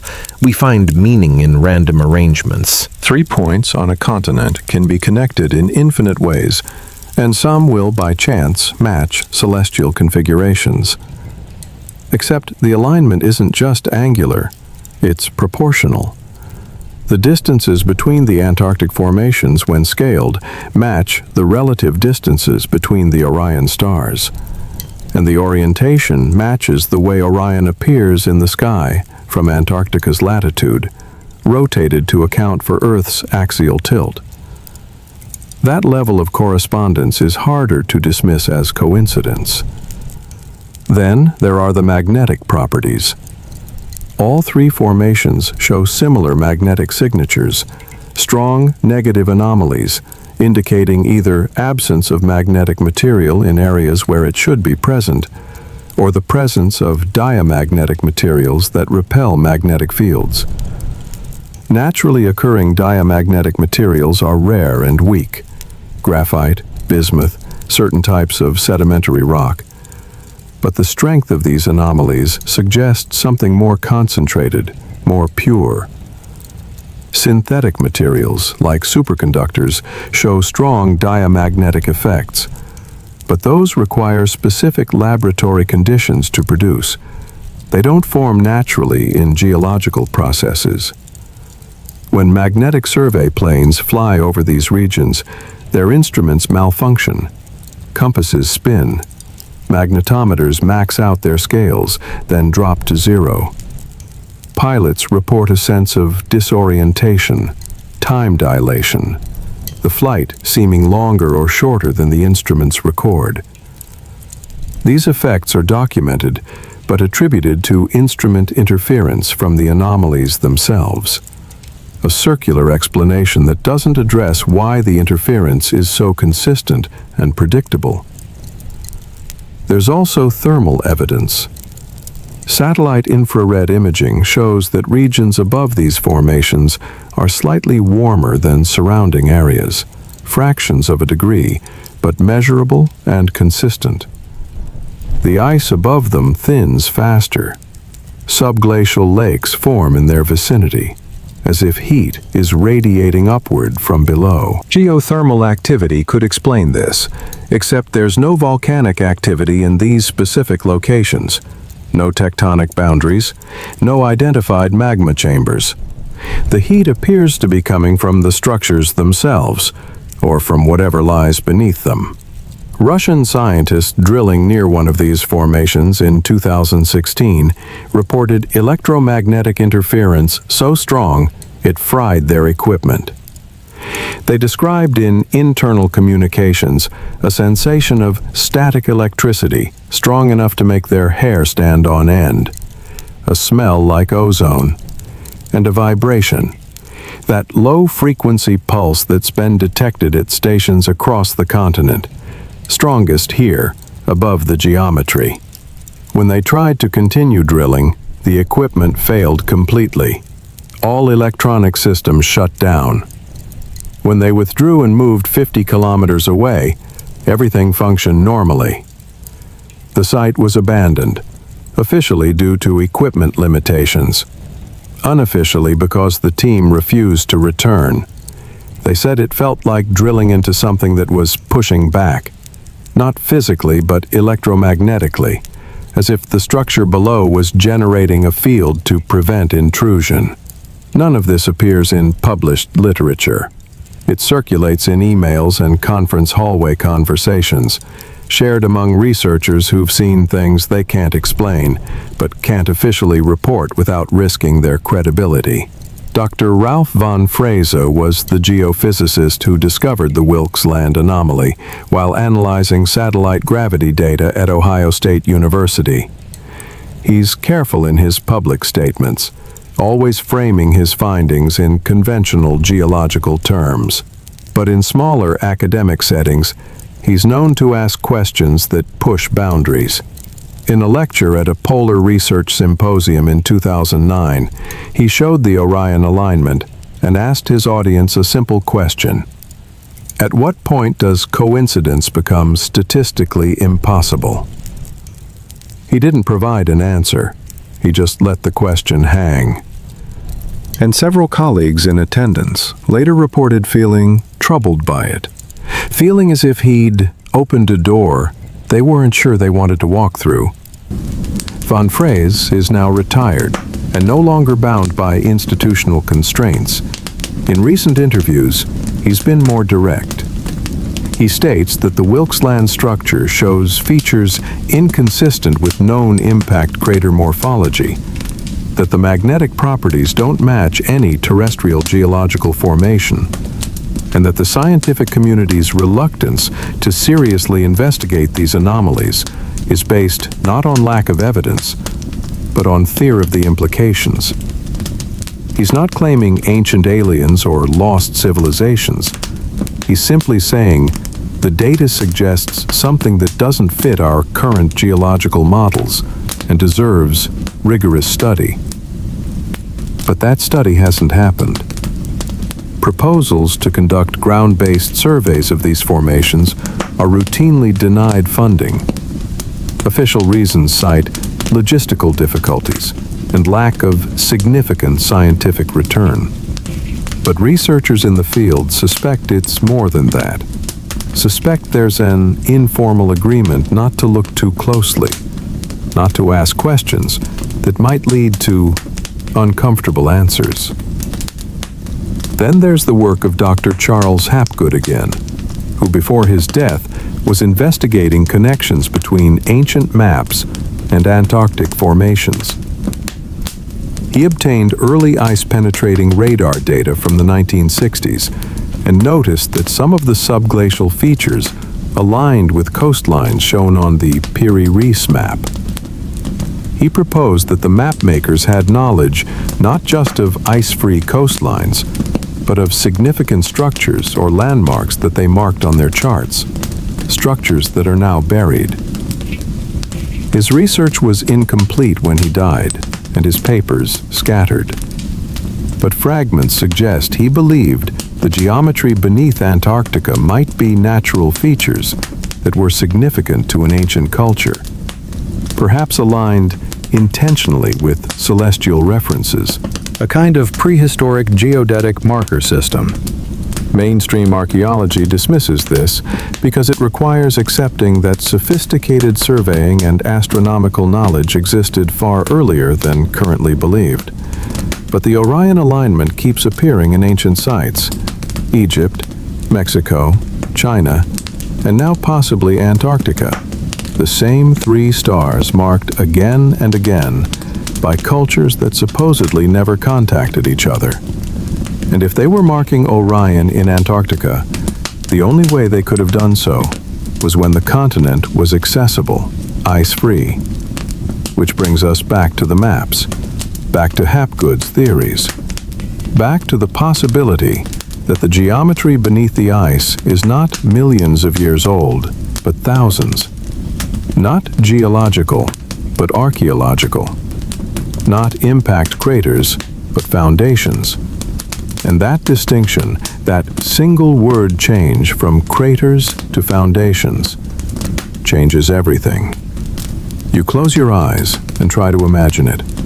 Standing on that bedrock 2 miles beneath where the ice now sits, looking up at a sky full of stars, with Orion hanging directly overhead. Its belt aligned perfectly with 3 points on the ground. 3 structures or markers or monuments built to mirror heaven. And you wonder, what that civilization understood that we've forgotten? What they knew about the relationship between sky and earth, between geometry and meaning. Maybe they weren't just marking stars. Maybe they were marking something else. Frequencies, resonances, points where Earth's magnetic field aligns with cosmic radiation in ways that matter for reasons we haven't discovered. The ancients built in stone because stone remembers. It holds shape across millennia, holds alignment, even as ice buries it and continents drift. The geometry beneath Antarctica has survived because it was meant to survive. Because whoever designed it understood that knowledge must outlast the cultures that create it, must be encoded in structures too massive to destroy and too obvious to miss once we develop the technology to see them. This is the pattern that keeps repeating. Maps that show what shouldn't be known, structures that align with celestial precision, a pulse timed to sidereal days, all of it suggesting that Antarctica is not just a continent but a message, a time capsule, a library written in geometry and frequency, waiting for us to learn the language. And maybe we're finally learning. Maybe the ice melting is not catastrophe, but revelation. The planet itself deciding we're ready, or at least that time is up. And ready or not, the truth must surface. There's humility in that, accepting that we're not the authors of this story, but the readers. Not the first to reach this level of knowledge, but perhaps the first to have the chance to preserve it once found. The geometry beneath the ice doesn't need us to acknowledge it. It's been there long before our satellites, long before our radar, patient and permanent. But we need it. Need to understand what it represents. Need to learn what our ancestors or predecessors tried so hard to preserve. Because the alternative is to keep forgetting, keep resetting, keep losing the hard-won knowledge that civilizations accumulate. The geometry is a warning and a gift both at once. A reminder that we've been here before, in the cycle of rising and forgetting, and an invitation to finally break that cycle by remembering. Your breath steadies as you step away from the screens, the geometric patterns still glowing in your vision when you close your eyes. And you understand now that this isn't about proof, it's about recognition. Seeing what's been visible all along once you stop looking with assumptions. The geometry beneath Antarctica is there, measurable, mapped. The magnetic anomalies are documented. The Orion alignment is mathematical fact. None of this is speculation. The only question is what it means, and whether we're brave enough to ask that question seriously. Because once you acknowledge that these formations might be intentional, might be designed, everything else has to be reconsidered. The timeline, the capabilities, the very story we tell ourselves about human progress and isolation. And here's what makes your hands shake as you save the data to encrypted storage. The ice that buried these structures is melting at accelerating rates. Within decades, parts of Antarctica will be exposed that haven't seen air since before modern humans evolved. And whatever was built there, whatever was deliberately preserved under ice, will be accessible, physical, undeniable. The satellite images and radar data are just the preview. The real discovery is coming. Whether science is ready for it or not. Whether humanity is prepared for what it means. And that's where we're going next. Into the mythology that every culture seems to share. The stories of a southern sanctuary, a white island where gods or ancestors preserved knowledge after a great catastrophe. Shambala, Shvetadvipa, the White Island. All of them pointing to the same place. All of them describing Antarctica before the ice. As if memory itself refuses to forget what history has erased. The geometry waits below. The myths wait in our collective unconscious, and the ice between them grows thinner every year. Revelation is coming. The only question is whether we'll recognize it when it arrives, or whether we'll find new ways to explain it away, new excuses to avoid the implications of what the geometry is trying to tell us. Chapter 5. The Myths That Remember. You're sitting in a temple library in Lhasa, Tibet. The year is 1938, and the air smells of juniper incense and ancient paper. Butter lamps flicker in the dimness, casting shadows that dance across walls lined with texts bound in faded silk. Some of these manuscripts are more than 1,000 years old, preserved through centuries of careful stewardship by monks who understood that knowledge once lost is nearly impossible to recover. A Tibetan Lama sits across from you, his face weathered by decades at high altitude, his eyes remarkably clear for someone who must be in his 80s. He has agreed to show you a text that few outsiders have ever seen, the Kalachakra Tantra, a collection of teachings that describes the kingdom of Shambala. You've read the popular accounts, the simplified versions that present Shambala as a mystical paradise, a spiritual metaphor for enlightenment. But the Lama is showing you something different. Passages that describe Shambhala not as allegory, but as geography. He points to a section written in careful Tibetan script and begins to translate, his voice quiet in the still air. The text describes Shambhala as existing beyond the northern mountains, in a land of eternal snow. A circular city protected by ranges that form natural barriers. At its center stands a palace whose towers reach toward the stars.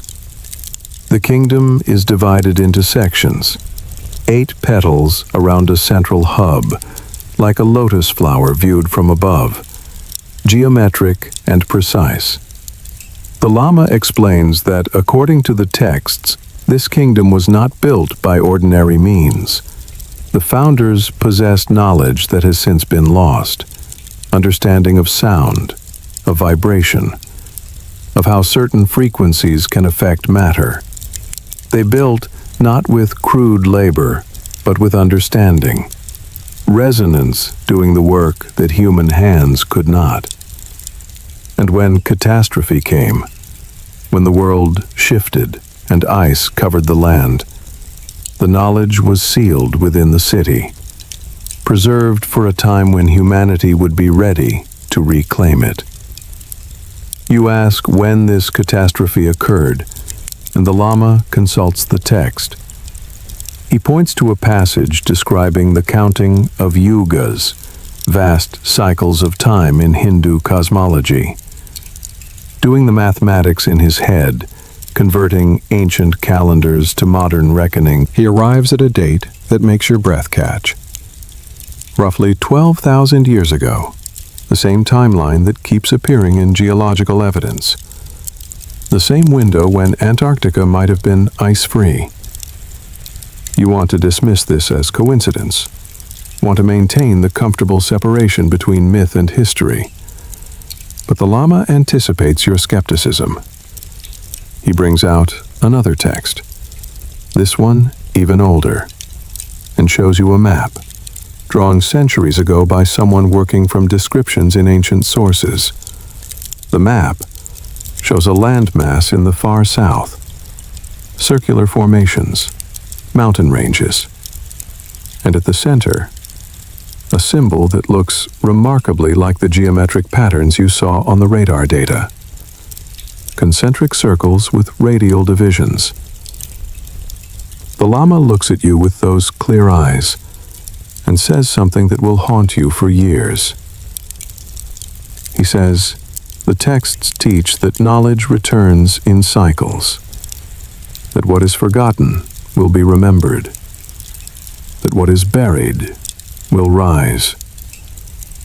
But the question is always whether humanity is wise enough to receive it without destroying itself. Shambhala is not hidden because it must be found, he says.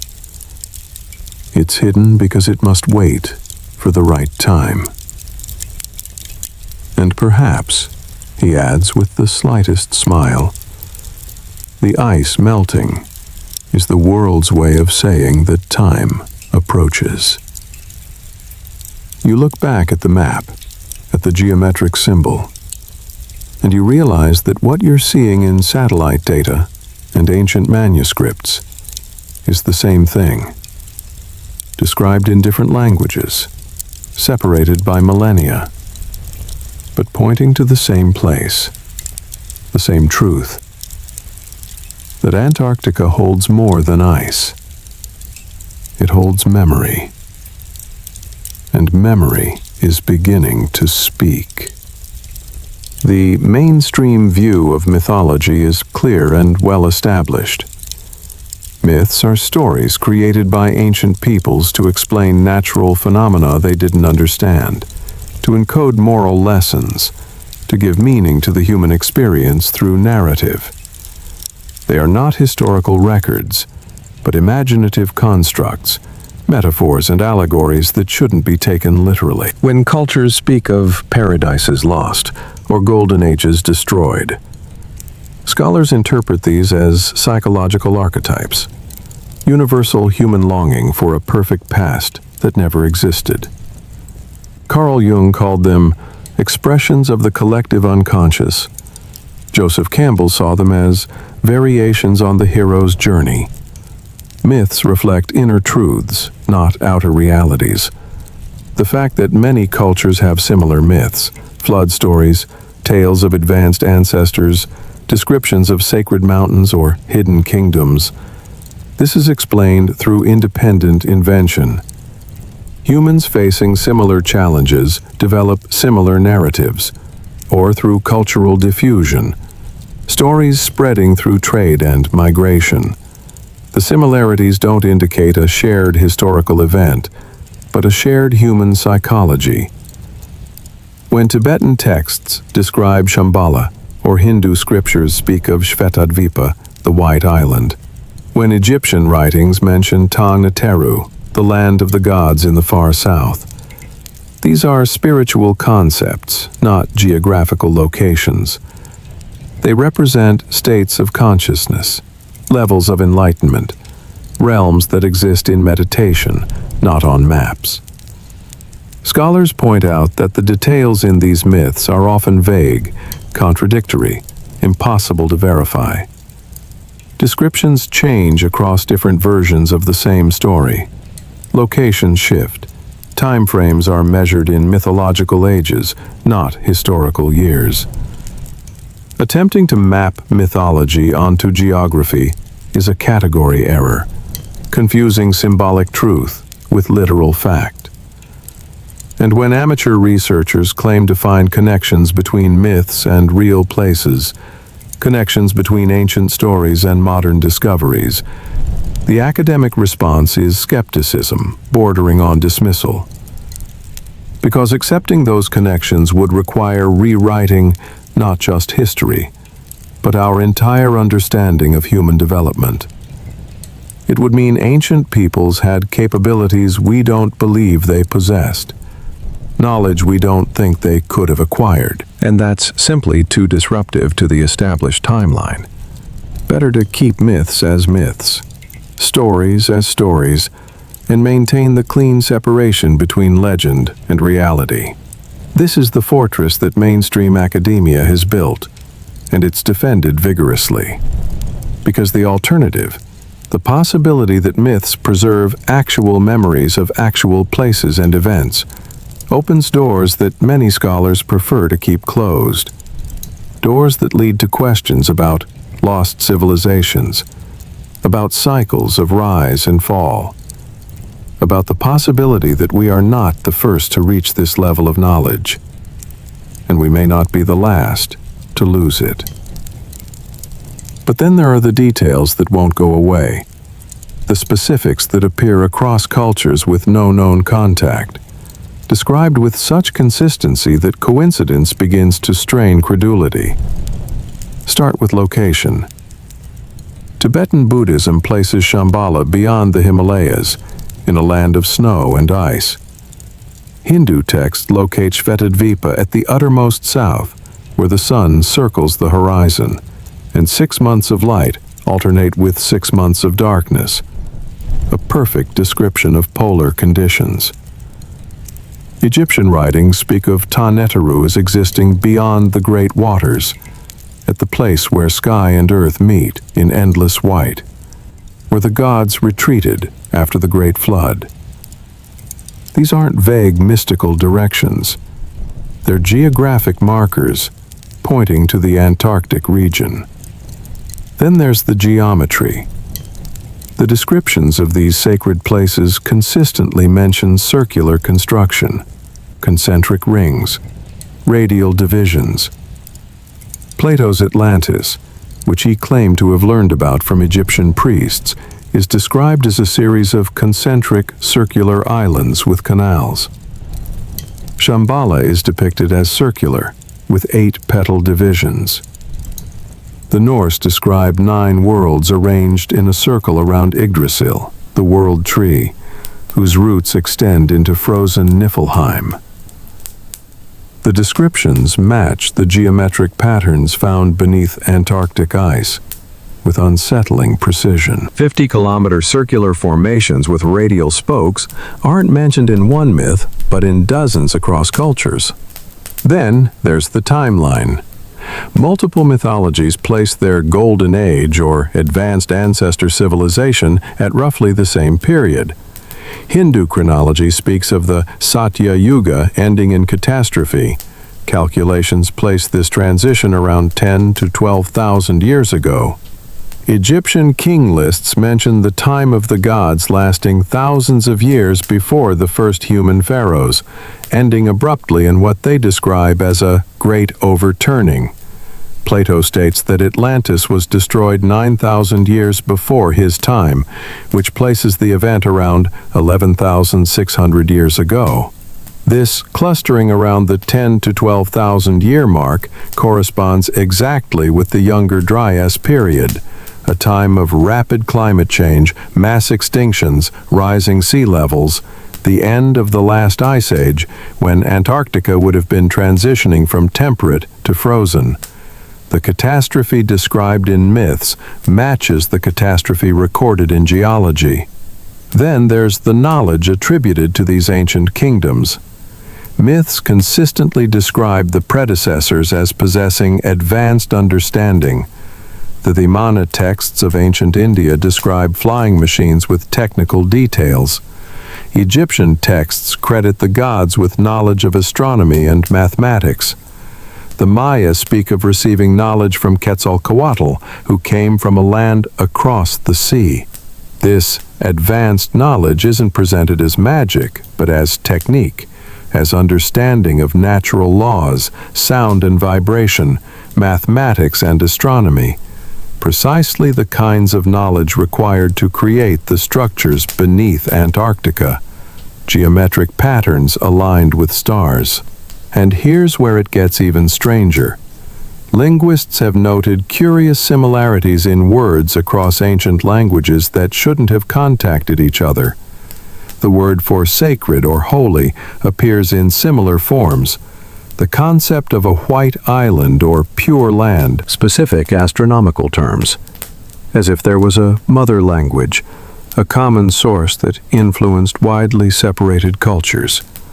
Graham Hancock has spent decades documenting these connections, compiling evidence that myths preserve memories of a global civilization that existed before the accepted dawn of civilization. His work is controversial, dismissed by mainstream archaeology, but the data he presents is harder to dismiss. Astronomical alignments in structures worldwide pointing to the same date, around 10,800 BC. Flood myths appearing in more than 200 cultures with consistent details about the cause and aftermath. And always this reference to knowledge preserved, to survivors who traveled to different lands after catastrophe, who taught astronomy and agriculture and architecture, who are remembered as gods or culture heroes. What if they weren't gods, but refugees, survivors of the Antarctic civilization when the ice came, carrying what knowledge they could to Egypt and India and South America, building new structures aligned with the stars to preserve the memory of what was lost? And what if the myths aren't stories, but instructions, coordinates encoded in narrative, directions back to the source, back to Antarctica, where the primary knowledge still waits beneath the ice? This would explain why myths across cultures point south, why they describe geometry and astronomical knowledge, why they speak of catastrophe and preservation. They're not fantasies. They're history preserved in the only medium that survives when writing and structures are destroyed.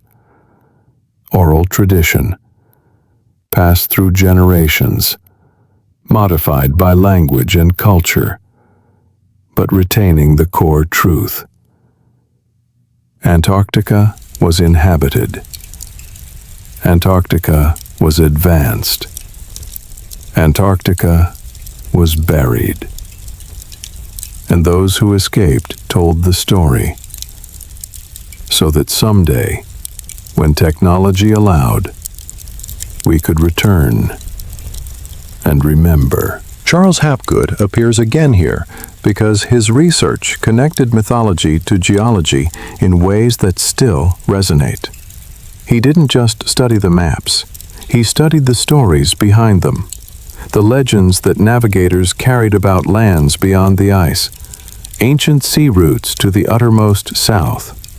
He corresponded with scholars of comparative mythology, with anthropologists studying oral traditions, and he noticed the pattern.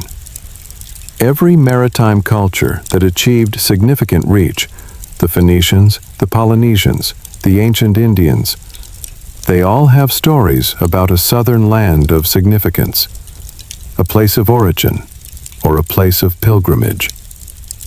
And these stories predate European exploration by millennia. How did landlocked Tibetan monks know to place their sacred kingdom in a polar region? How did Egyptian priests describe polar day-night cycles? The only explanation is that somewhere in the deep past there was contact, there was knowledge, there was memory of Antarctica before it froze. Helena Blavatsky, controversial though she was, brought these myths to Western attention in the 1880s through her writings on Lemuria and Atlantis. She claimed to have translated ancient Tibetan texts describing cycles of civilization, cataclysms that reset human progress. Her work is dismissed as occultism by academics, but she was working from real sources, texts that do exist in monastery libraries. And her core claim that advanced civilizations existed before recorded history is no longer as fringe as it once seemed. Modern discoveries keep validating pieces of what she wrote, even if her interpretations were sometimes fanciful. Then there's Admiral Byrd again, because in his diary, the controversial one that the Navy disputes, he describes being told by the beings he allegedly encountered in Antarctica that their civilization dated back thousands of years, that they had survived the Great Catastrophe by retreating beneath the ice, that they had been waiting for humanity to develop enough to understand what they preserved. The diary reads like science fiction, and maybe it is. Maybe Byrd never wrote it, or wrote it as a kind of fever dream. But the themes match the myths exactly.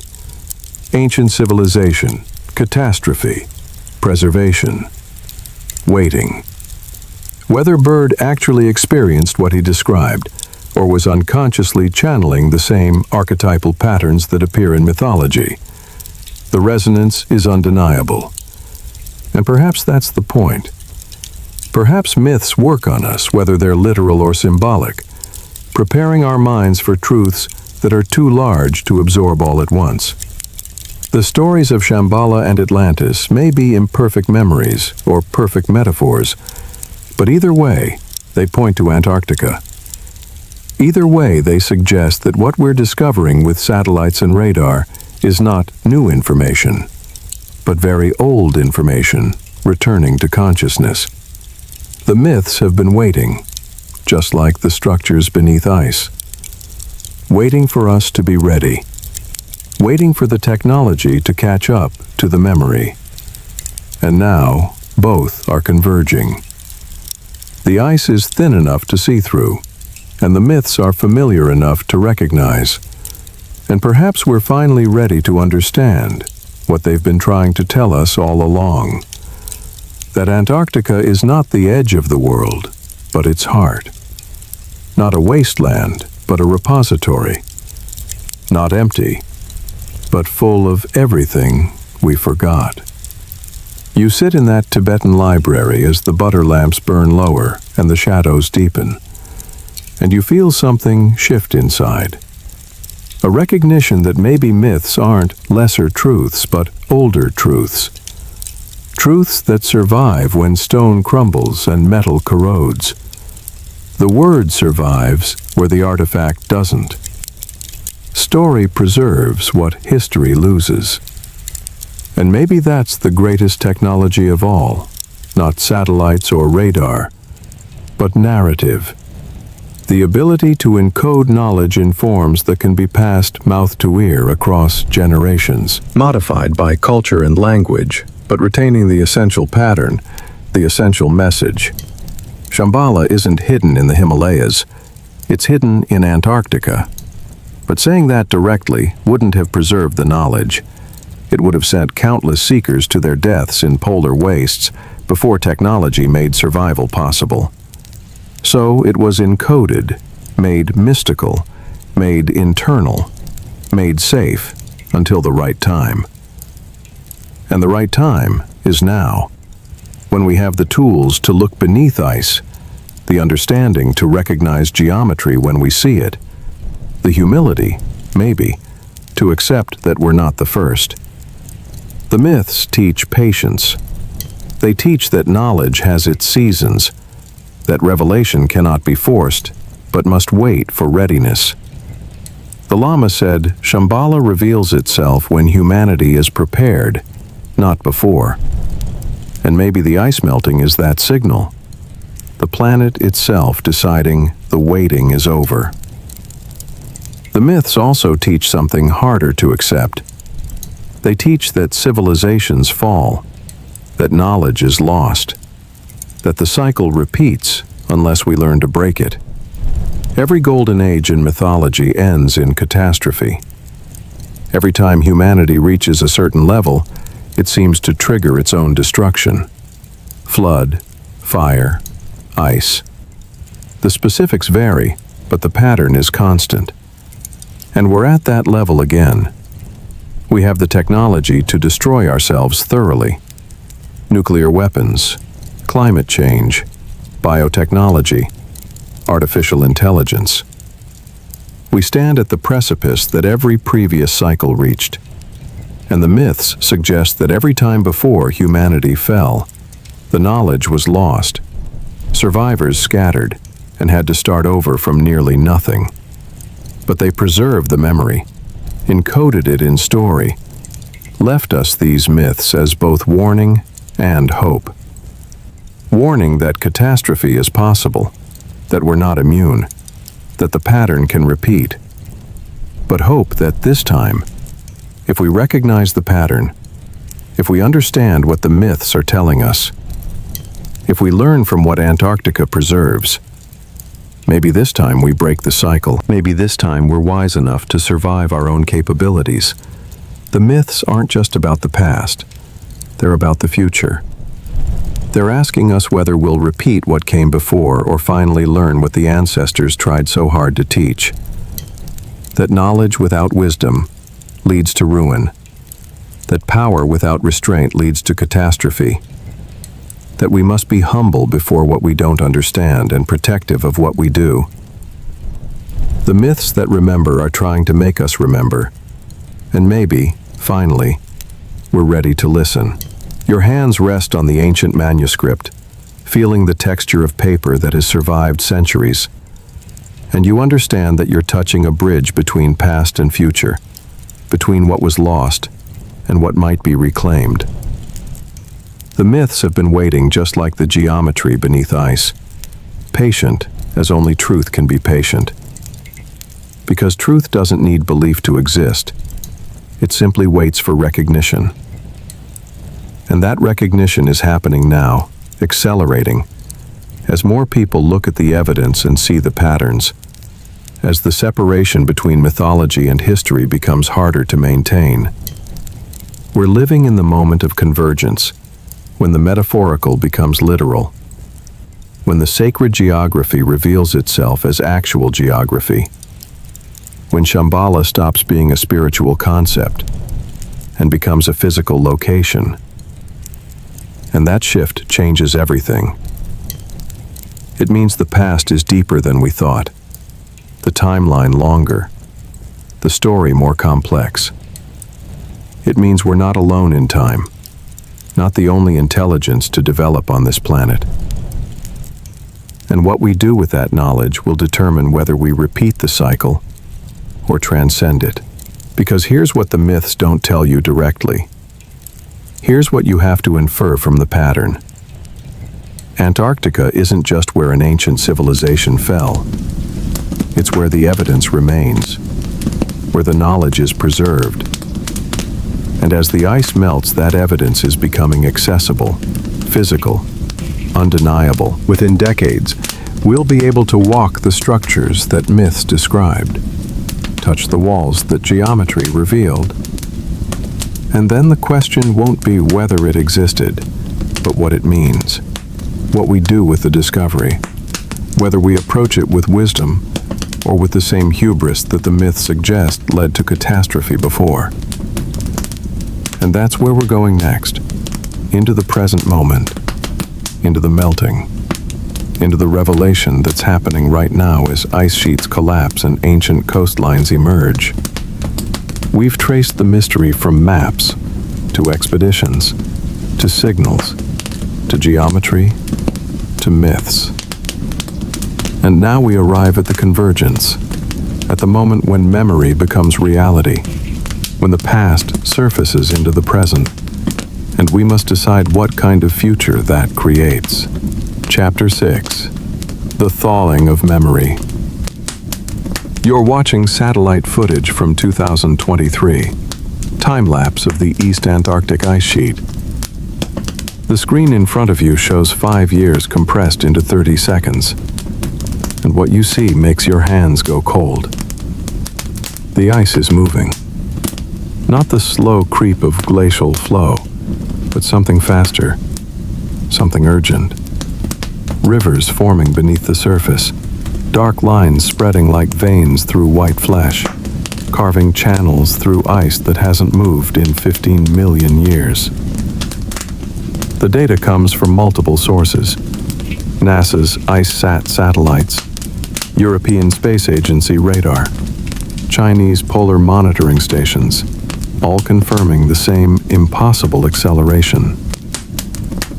Your colleague, a glaciologist who's studied Antarctic ice for 3 decades, points to a region near the East Antarctic Plateau, his finger trembling slightly as he traces the thermal signatures. He says the melt isn't just from above, it's from below. Subglacial rivers are forming, heated by something that shouldn't exist under miles of frozen crust. The official explanation is geothermal activity, volcanic heat seeping through bedrock. But the patterns are wrong. The heat sources are too organized, too symmetrical, clustering around those geometric formations you saw on the radar. The 50-kilometer circles, the structures aligned with stars. And here's what makes your breath stop. You zoom into that circular anomaly near Gamburtsev, the one that showed up on radar as too precise to be natural. And the ice above it is cracking. Not randomly, but in radial patterns, lines extending from the center like spokes of a wheel, matching exactly the geometry buried beneath, as if whatever is down there is warming, waking, responding to the thinning barrier above it. Your colleague pulls up another data set, ice cores from the past decade, bubbles of ancient air released as the ice melts. The atmospheric composition doesn't match what it should. There are particles, iridium concentrations, suggesting extraterrestrial origin. Volcanic ash layers that don't correspond to known eruptions. And isotopes. Elements with half-lives that place them at roughly 12,000 years old. the same date that appears in myths, in geological boundaries, in the window when Antarctica transitioned from green to frozen. Something is being released, not just water and rock, but memory. Chemical signatures of what existed before the ice came. And with that chemical memory comes physical revelation. A research station near Princess Elizabeth Land reported something 3 months ago. The report was classified immediately, but fragments leaked. Equipment malfunctions, electromagnetic interference, personnel experiencing temporal disorientation. What they described in private communications as feeling like hours passed in minutes, or minutes stretched into hours. The station was evacuated within 48 hours. The official reason given was safety protocols. But you've read the internal documents. The real reason was fear. Fear of what they were detecting. Fear of what the melting ice was exposing. Because the instruments don't lie. The thermal imaging doesn't lie. Something beneath the ice is generating its own warmth, not the diffuse heat of magma, but concentrated, pulsing, organized, synchronized, still with that 23-hour, 56-minute rhythm, the sidereal pulse. And as the ice thins above it, the signal is getting stronger, not louder exactly, but clearer, as if static is being stripped away, as if whatever has been waiting beneath is preparing, patient for millennia, for the barrier to finally break. You look at the satellite images again, the white expanse that has been unchanging for so long, and you see it differently now, not as a wasteland, but as a seal, not as emptiness, but as a lock. And the key is time and temperature, and both are turning, whether we're ready or not. The science of climate change and ice loss is well established. Antarctica is warming, global temperatures rise, and the ice sheets respond. This is basic physics. Heat melts ice. The process is accelerating due to human activity. Greenhouse gas emissions trap heat in the atmosphere. Ocean currents carry warm water beneath ice shelves, causing them to thin from below. The West Antarctic ice sheet is particularly vulnerable. Massive glaciers like Pine Island and Thwaites, nicknamed the Doomsday Glacier, are losing ice at rates that alarm scientists. If Thwaites collapses, it could trigger a domino effect, destabilizing neighboring glaciers, potentially raising global sea levels by several meters over coming centuries. The East Antarctic ice sheet, larger and historically more stable, is also showing signs of change. Satellite measurements detect thinning, subglacial lakes expanding, meltwater forming beneath the ice, where pressure and geothermal heat create conditions just above freezing. This is expected. This is what models predict. As global temperatures rise, the ice responds. The concern is sea level rise, ecosystem disruption, changes to ocean currents that regulate global climate. Researchers monitor these changes carefully, measuring ice loss, tracking glacier velocity, studying the feedback loops that could accelerate melting. This is urgent work. The implications for human civilization are profound. Coastal cities threatened, weather patterns shifting, the planet's thermostat being adjusted in ways we don't fully understand. But the focus is on what we can measure and predict.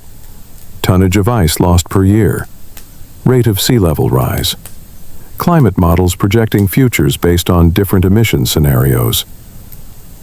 The mainstream scientific narrative is clear. Antarctica is melting because we're warming the planet. The consequences are serious. We need to act to slow or stop the process before irreversible tipping points are reached. This is the story in journals and conferences, in government reports and international climate assessments. Antarctica as victim and warning, a canary in the coal mine of global climate. What's not discussed in official channels, what gets relegated to footnotes and dismissed as instrumental error, are the anomalies, the patterns that don't quite fit the warming model, the heat signatures that cluster in specific locations rather than spreading uniformly, the electromagnetic disturbances that correlate with ice loss, the reports from research stations of phenomena that have nothing to do with temperature. Those details are noise, distractions from the real crisis of anthropogenic climate change.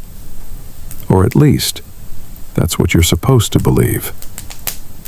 But when you look at the classified data, when you read the internal communications that never make it to published papers, when you talk to researchers off the record after they've had enough drinks to speak freely, a different picture emerges. A sense that something else is happening, something the models don't account for, something that makes even climate scientists nervous in ways that have nothing to do with sea level rise. The thermal anomalies are what first caught attention. Standard climate models predict that warming should be relatively uniform across the ice sheet. Variations, yes, but following patterns related to ocean currents, atmospheric circulation, bedrock geology. What the satellites are showing is different. There are hotspots, regions where ice is thinning faster than surrounding areas, by factors that don't match the models. And these hotspots aren't random. They correspond almost exactly with the locations of the geometric formations detected by ground-penetrating radar. The circles, the structures aligned with Orion, as if whatever is beneath is generating heat, not passively absorbing it from warming oceans, but actively radiating it upward. One physicist studying the data privately called it impossible. The amount of energy required to thin ice at the observed rates from below would need a source. Volcanic activity shows up differently on seismic monitors, and there's none in these locations. Geothermal heat from Earth's interior is diffuse and steady, not concentrated and pulsing. Yet the thermal signatures pulse. They vary in intensity with a rhythm that matches, you guessed it, 23 hours and 56 minutes. That sidereal frequency appearing again. Not in seismographs this time, but in temperature data, as if whatever generates the pulse also generates heat. Or perhaps the heat is a byproduct of the pulse, energy being released. Then there are the subglacial rivers. Meltwater flowing beneath the ice is normal, but the patterns are not. Using ice-penetrating radar and satellite gravity measurements, researchers have mapped vast networks of subglacial channels, some following the expected paths dictated by bedrock topography and ice pressure, but others flowing in ways that seem to defy gravity, moving uphill in some cases, forming geometric patterns of tributaries that look more like circuit diagrams than natural drainage. One hydrologist who analyzed the flow patterns found they matched mathematical models of optimal distribution networks, the kind you design if you wanted to evenly distribute heat or energy across a large area, not the kind that erosion and pressure create randomly. And the water itself, samples taken from drill holes near these anomalous regions, show chemical signatures that trouble geochemists. The oxygen isotope ratio suggests the water hasn't cycled through normal precipitation patterns. It's old water, very old, possibly predating the ice sheet entirely, sealed in pockets beneath the ice for millennia. And when exposed to analysis, it contains elements that shouldn't be there.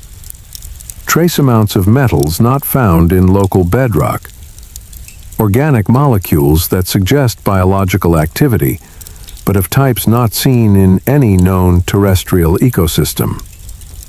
These samples are sent for further study and then typically classified. Official explanations cite contamination or measurement error, but the patterns repeat across multiple independent samples from different locations. Then there's the incident at the research station, the one near Princess Elizabeth Land that was evacuated in 2023. The official record is sparse, but you've pieced together fragments from multiple sources. The station was monitoring ice shelf stability, routine work. But in late October, they started reporting equipment failures. First the magnetometers, showing wild fluctuations. Then radio interference so severe they couldn't maintain contact with other stations. GPS systems failing, or showing positions that jumped kilometers in seconds. One researcher described looking at his watch and seeing the hands spin backward. He thought the watch was broken until he checked his phone and saw the same impossible time distortion. Another reported feeling like she'd lost an entire afternoon, sitting down to eat lunch, and suddenly it was evening. But her colleagues swore she'd been there the whole time, moving and responding normally. When headquarters ordered them to evacuate and sent the data logs for analysis, the timestamps were corrupted. Events recorded out of sequence. Files dated weeks in the future or decades in the past. Forensic analysis concluded the storage devices had been exposed to intense electromagnetic fields, but there was no source, no solar storm, no equipment that could generate fields that strong. And here's the detail that made headquarters classify everything. The research station sat directly above one of those thermal anomalies, one of the geometric formations showing accelerated melt. In the final transmission before evacuation, the station chief reported seeing something, his words preserved in audio logs. He said the ice near the station was glowing, faint blue luminescence visible at night, emanating from beneath, growing brighter over the course of a week. They tried to photograph it, but cameras malfunctioned. They tried to measure it with spectrometers, but the instruments gave impossible readings, suggesting wavelengths that don't exist in the electromagnetic spectrum. That transmission ended with a simple statement: "We're leaving. Something down there doesn't want us here." And when a recovery team arrived 3 weeks later, they found the station intact but abandoned. Equipment still running, but all the computers wiped. Data erased completely, as if by magnetic pulse. And the ice around the station, instead of showing the gradual melt they'd been monitoring, had collapsed suddenly, forming a circular depression 50 meters across. Perfectly circular, at the bottom of which meltwater pooled over what looked, in drone footage, like smooth black stone. Stone that shouldn't be there. Stone that satellite analysis suggested was radiating heat at roughly 37 degrees Celsius. Human body temperature. As if whatever waited beneath was waking, warming, preparing after millennia of frozen sleep.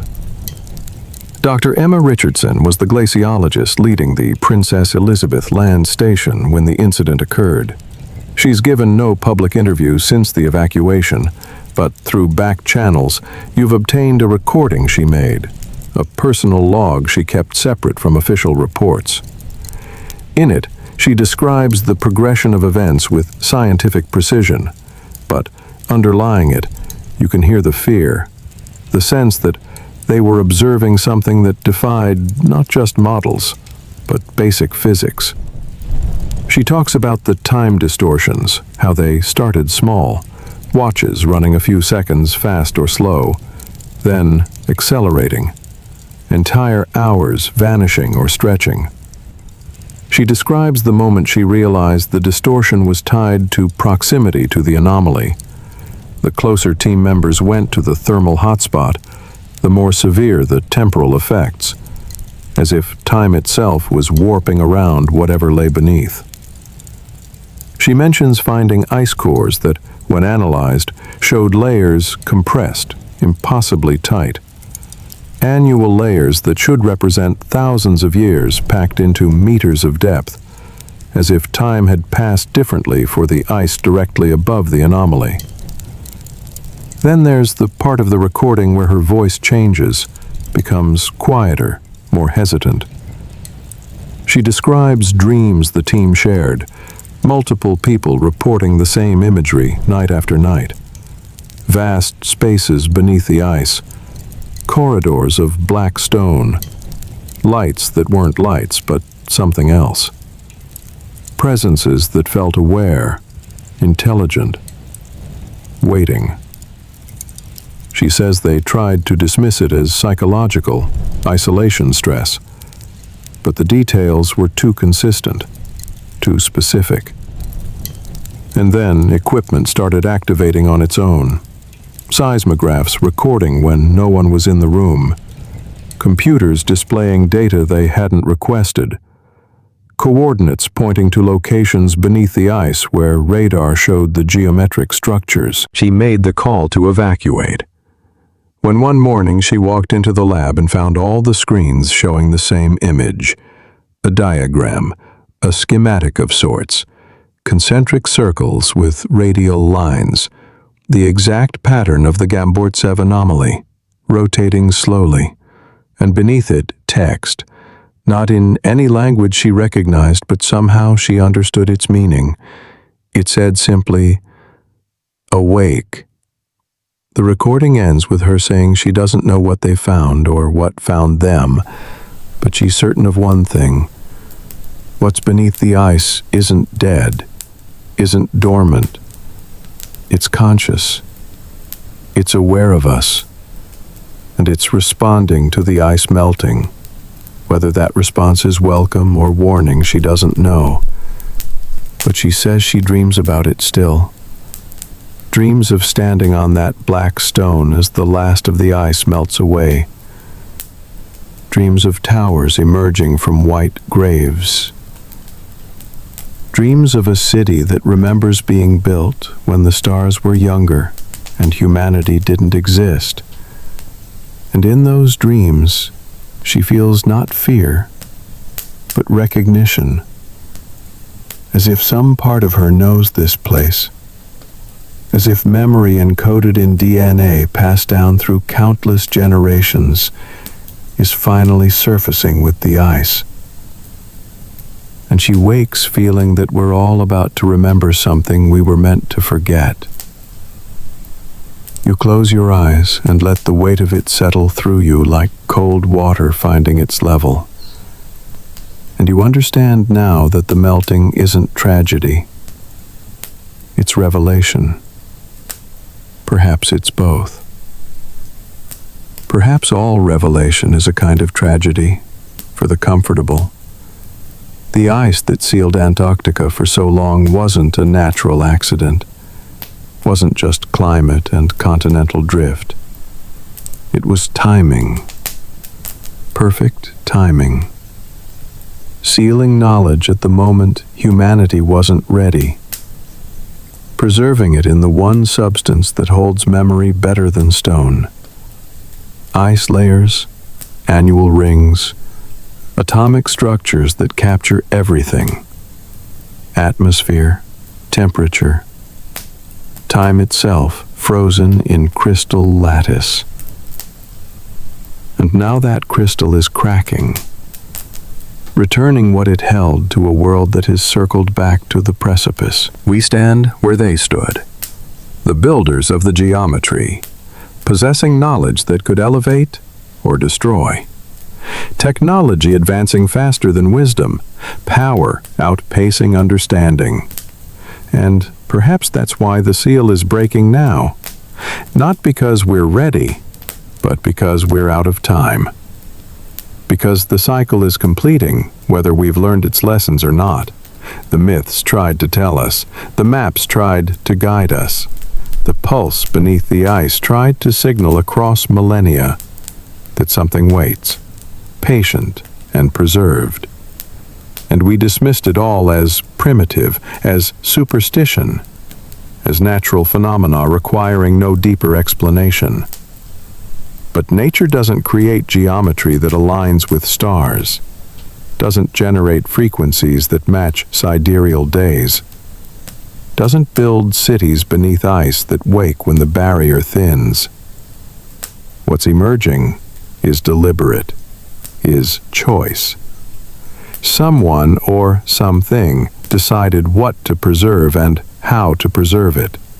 Decided that knowledge must survive the cycle, must be available to whoever comes after, whether that's us returning or someone entirely new. The question the ice asks as it melts is simple and terrible. What will you do with what you remember?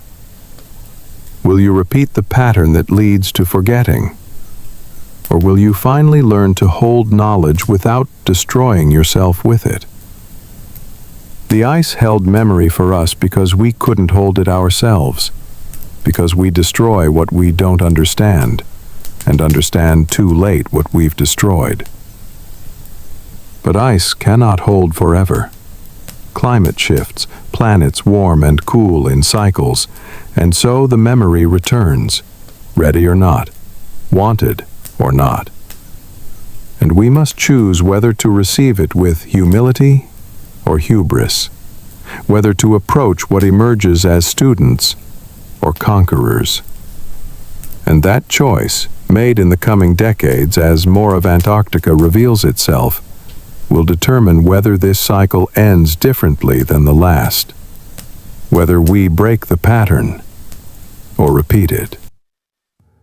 Your breath steadies as you watch the satellite data update in real time, white pixels shifting to blue as ice becomes water, ancient coastlines emerging from burial.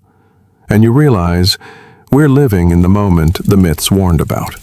The moment when what was sealed becomes unsealed, when memory frozen becomes memory flowing.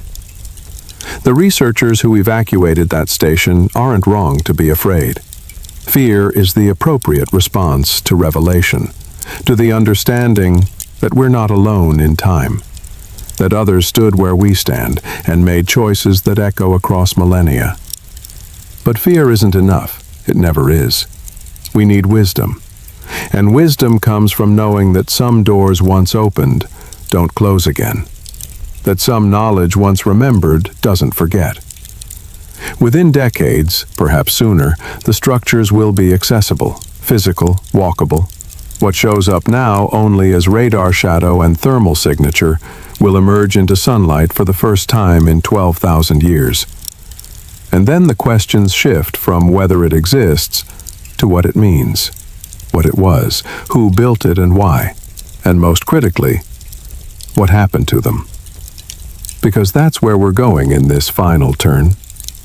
Into the silence, into the question not of what Antarctica hides, but why it was hidden, why every nation agreed to protect it, why the treaty holds when no other agreement does, why the last continent wasn't claimed, but preserved, as if everyone who looked closely enough understood that some places must remain sacred, not because they're empty, but because they're full of warnings, full of wisdom, full of the last words of a civilization that reached too far and fell.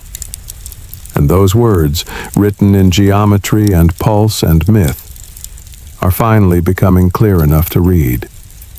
The ice is speaking its final message, and we need to listen, while there's still ice left to translate.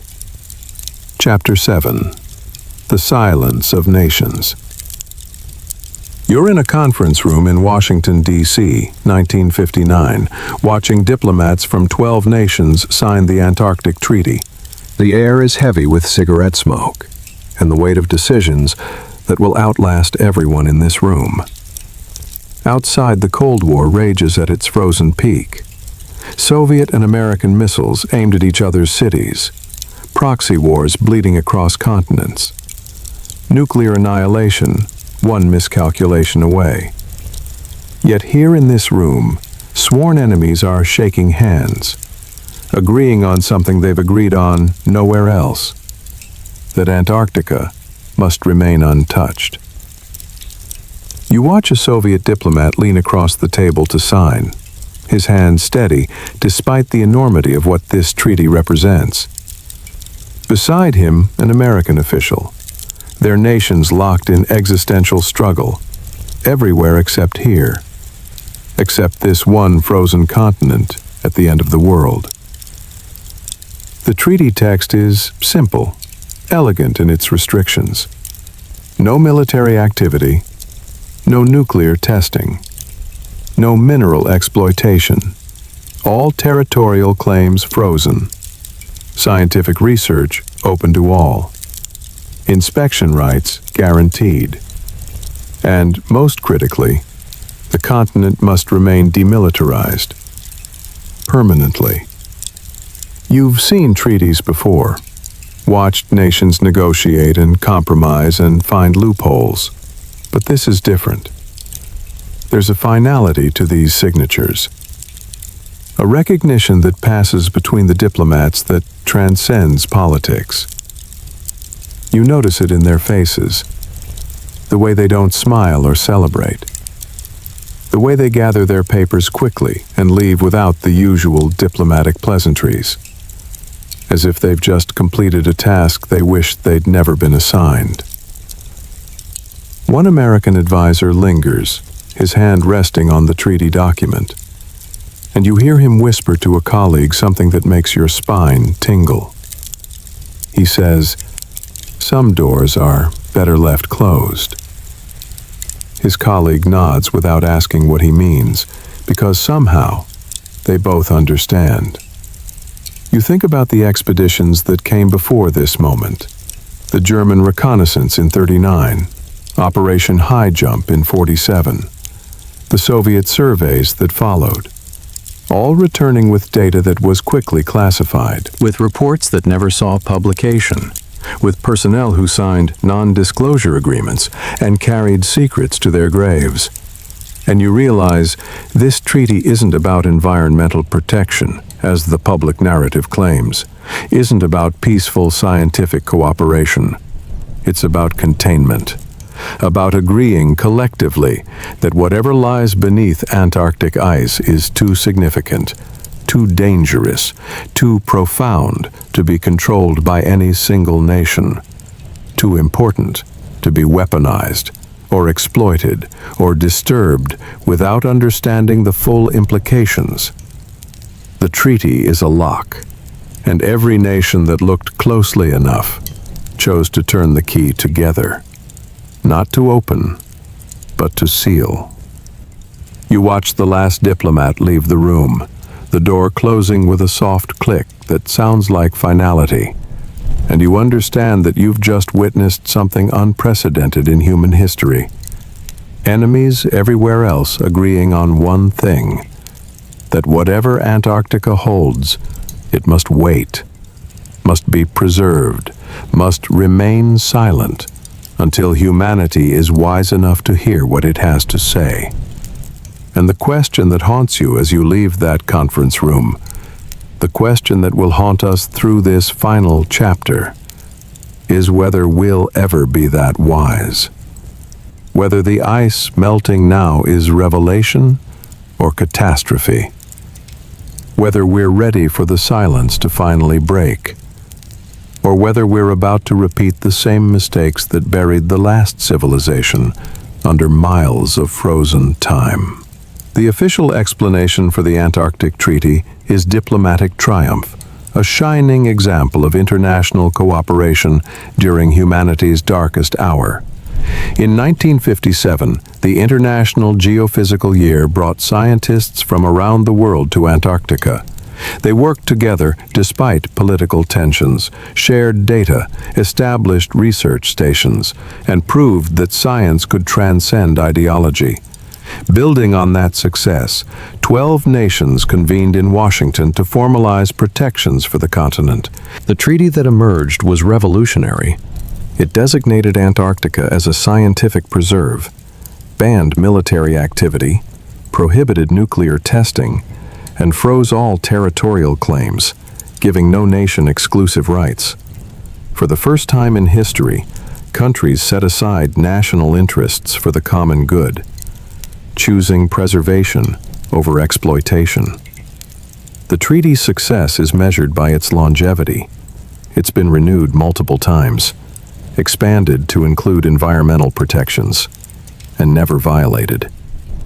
Today, over 50 nations are signatories.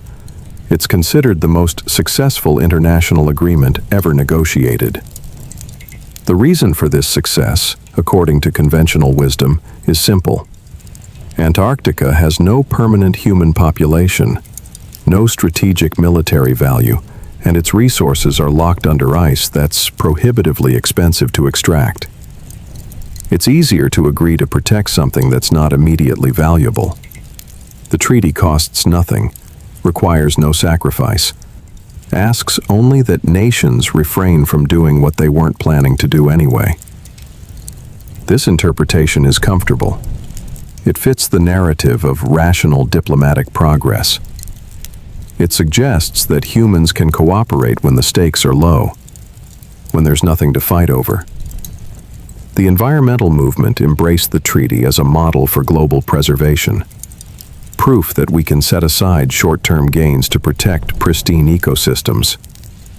Scientists celebrate it as recognition that some places should remain dedicated to pure research, free from political or commercial interference. This is the story taught in international relations courses, the version that appears in textbooks and documentaries. Clean, simple, inspiring.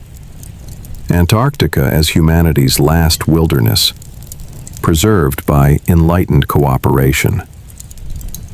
But this story has a problem. It doesn't explain the speed, doesn't account for the urgency, doesn't address why nations racing to militarize every other frontier, from the ocean floor to outer space, unanimously agreed to keep one continent completely demilitarized.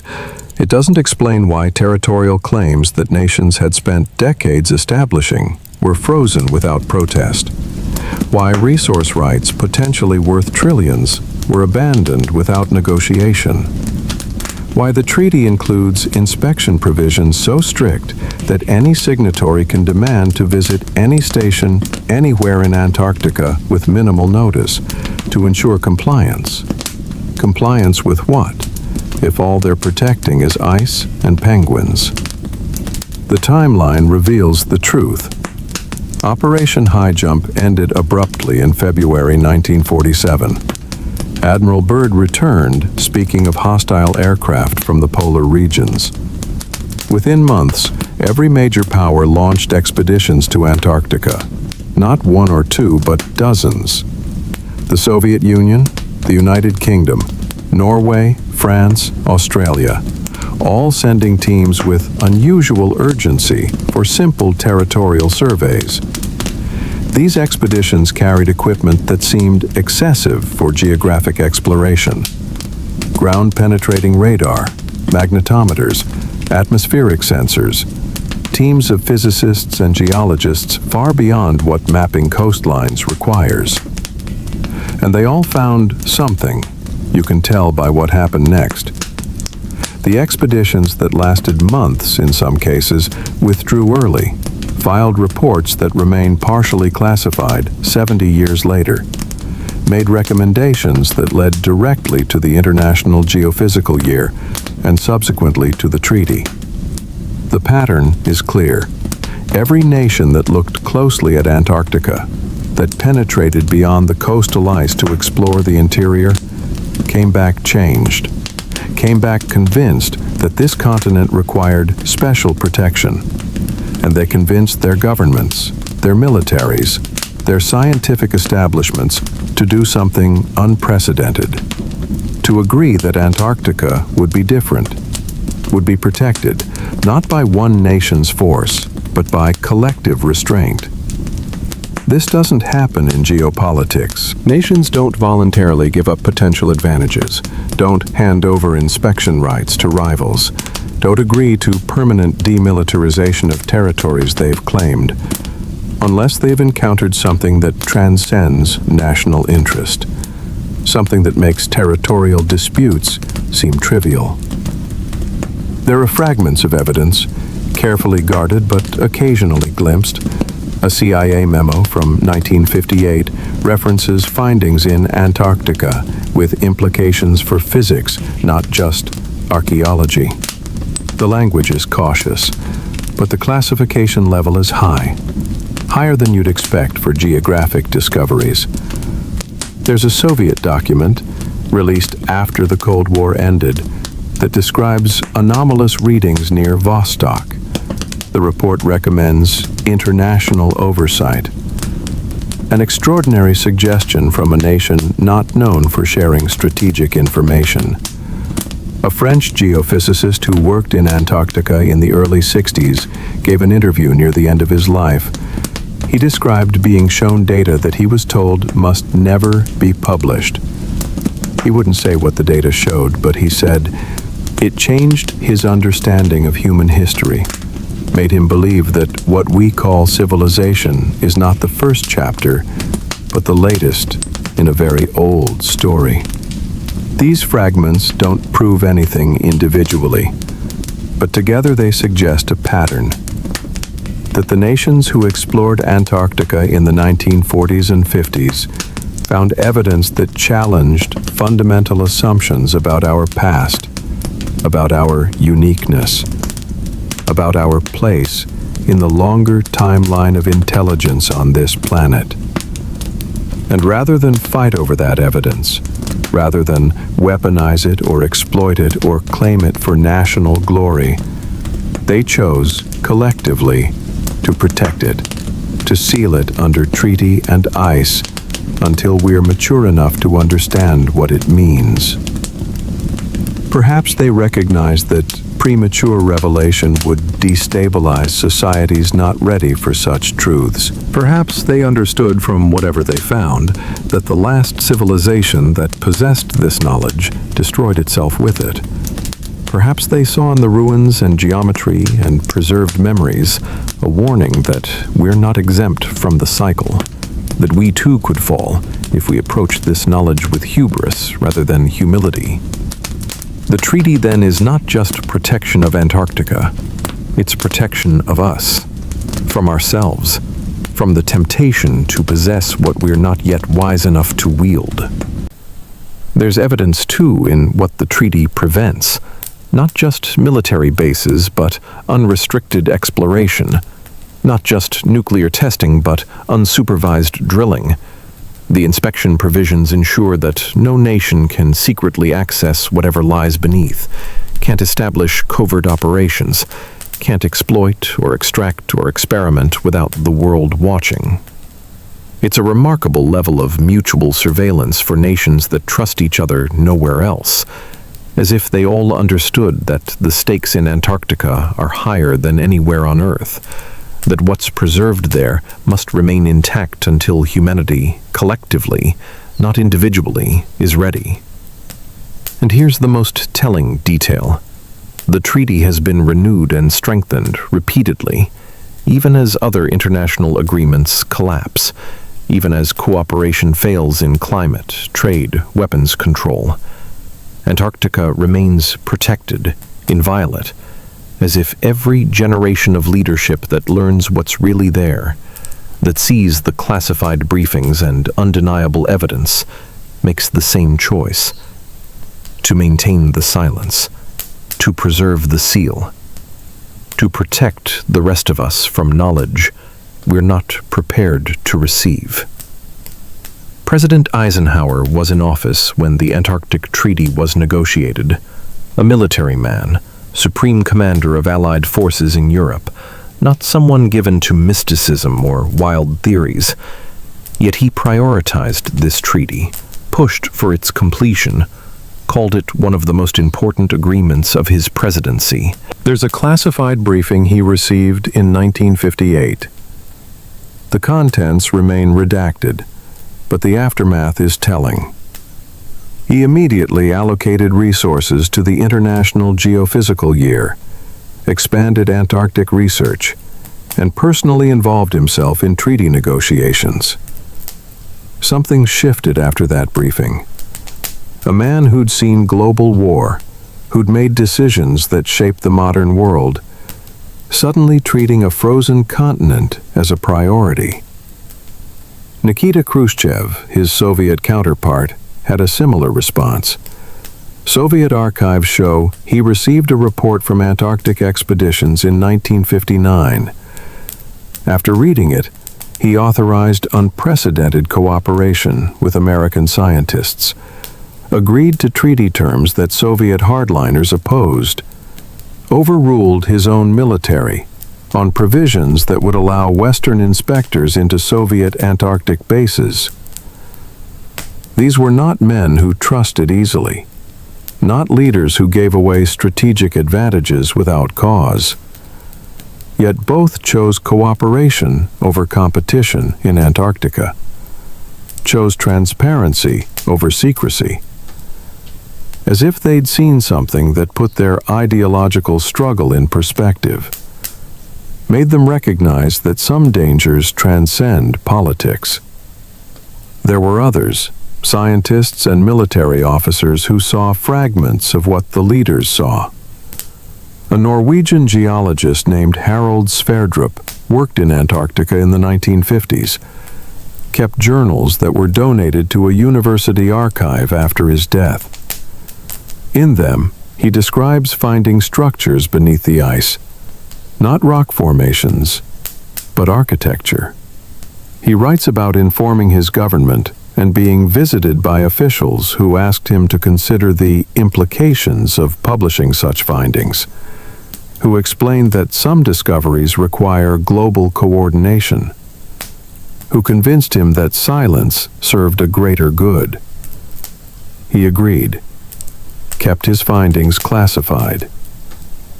But his journal reveals his thoughts, his belief that what lies beneath Antarctica could either unite humanity or destroy us, depending on how we choose to respond.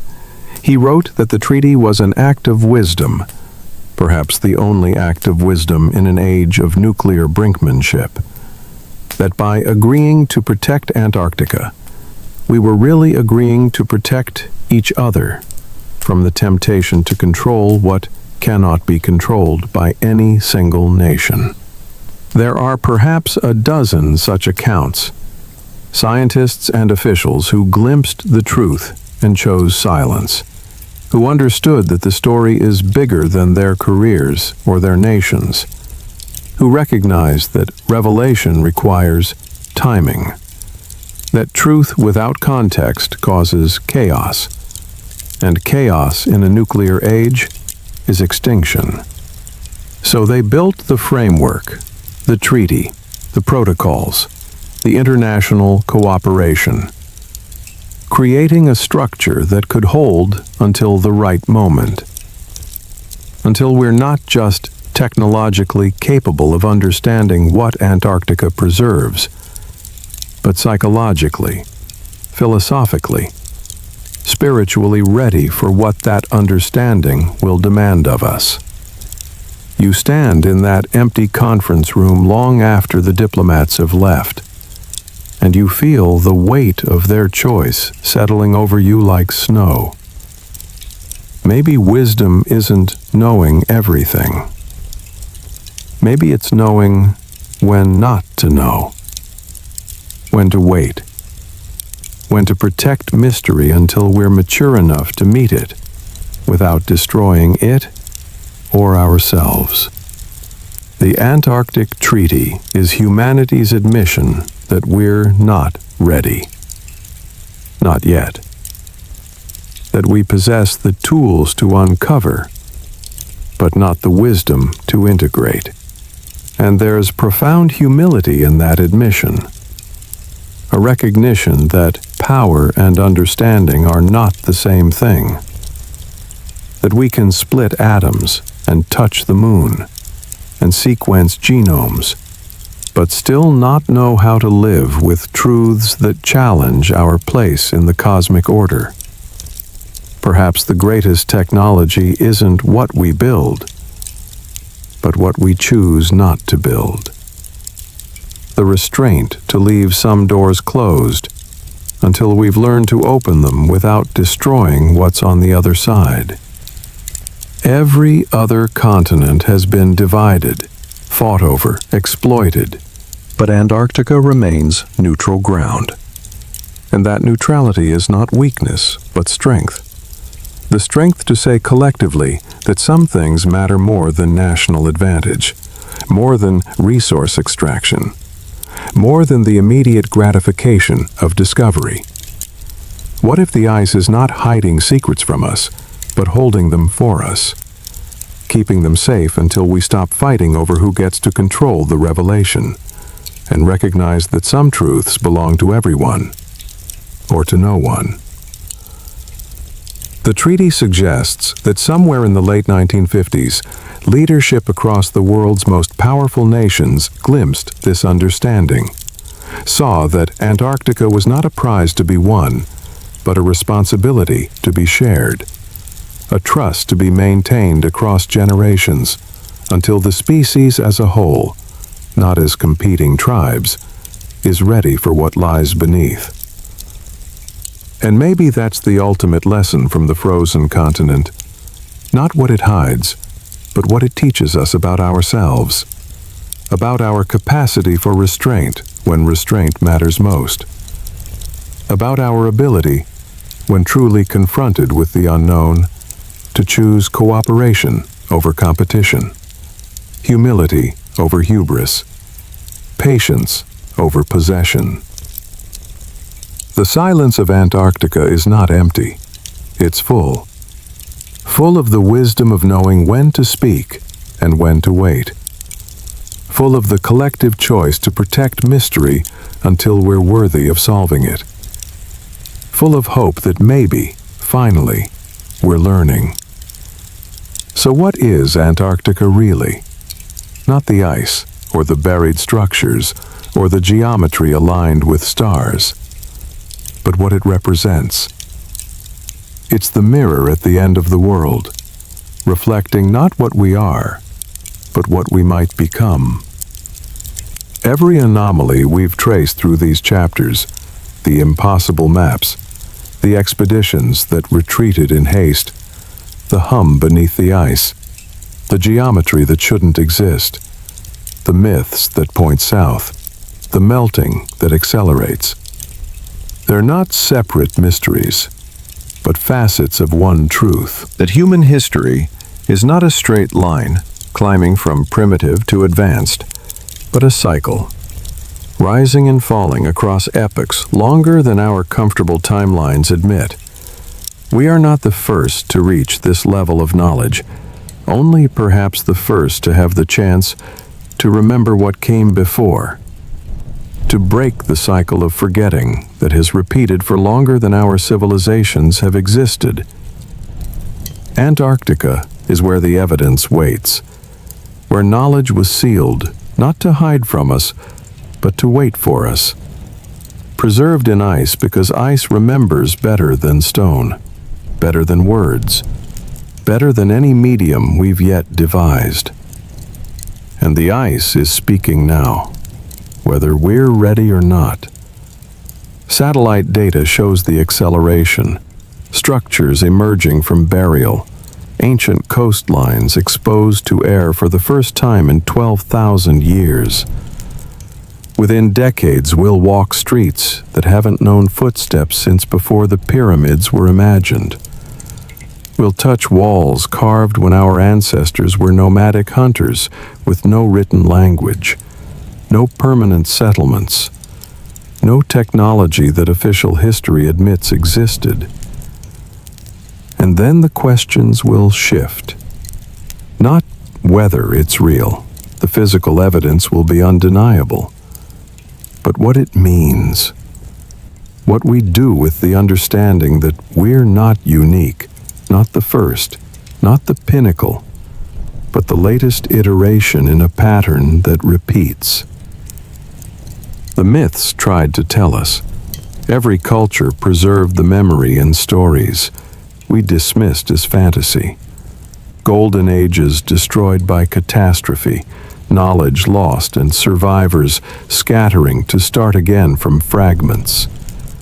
Atlantis, Lemuria, Shambala, the White Island, all of them describing the same place, the same fate, the same warning. That civilizations rise until they possess power without wisdom, technology without restraint, knowledge without humility. And then they fall, utterly, completely, leaving only echoes encoded in myth and geometry, buried under ice. And we're there again, standing at the precipice they stood at, possessing the tools for transcendence or extinction, nuclear weapons, artificial intelligence, genetic engineering, climate alteration, all the powers that could elevate us or erase us.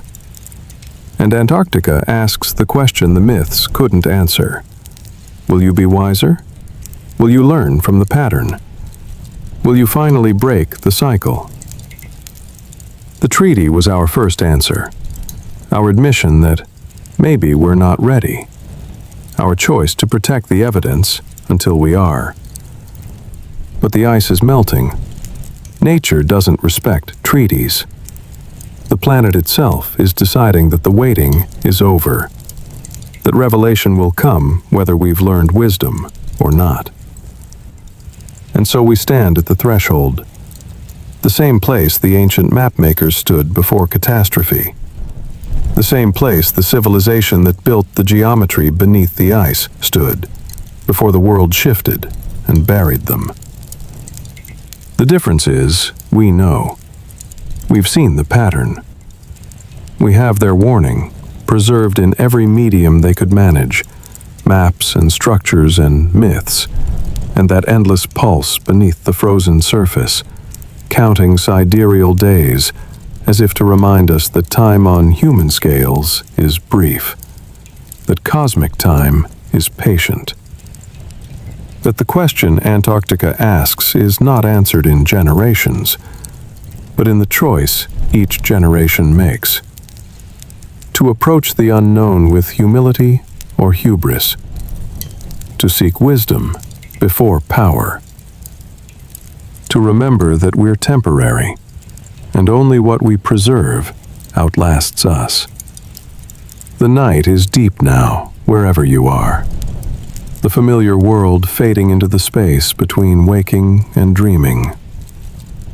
This is the threshold, the moment when everything we've traced together, from maps that shouldn't exist, through expeditions that found too much, through the hum and geometry and myths and melting, all of it converges into a single recognition.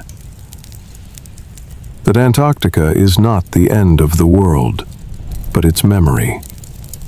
Not a wasteland, but a library. Not empty, but full of everything we need to remember if we're to survive what comes next.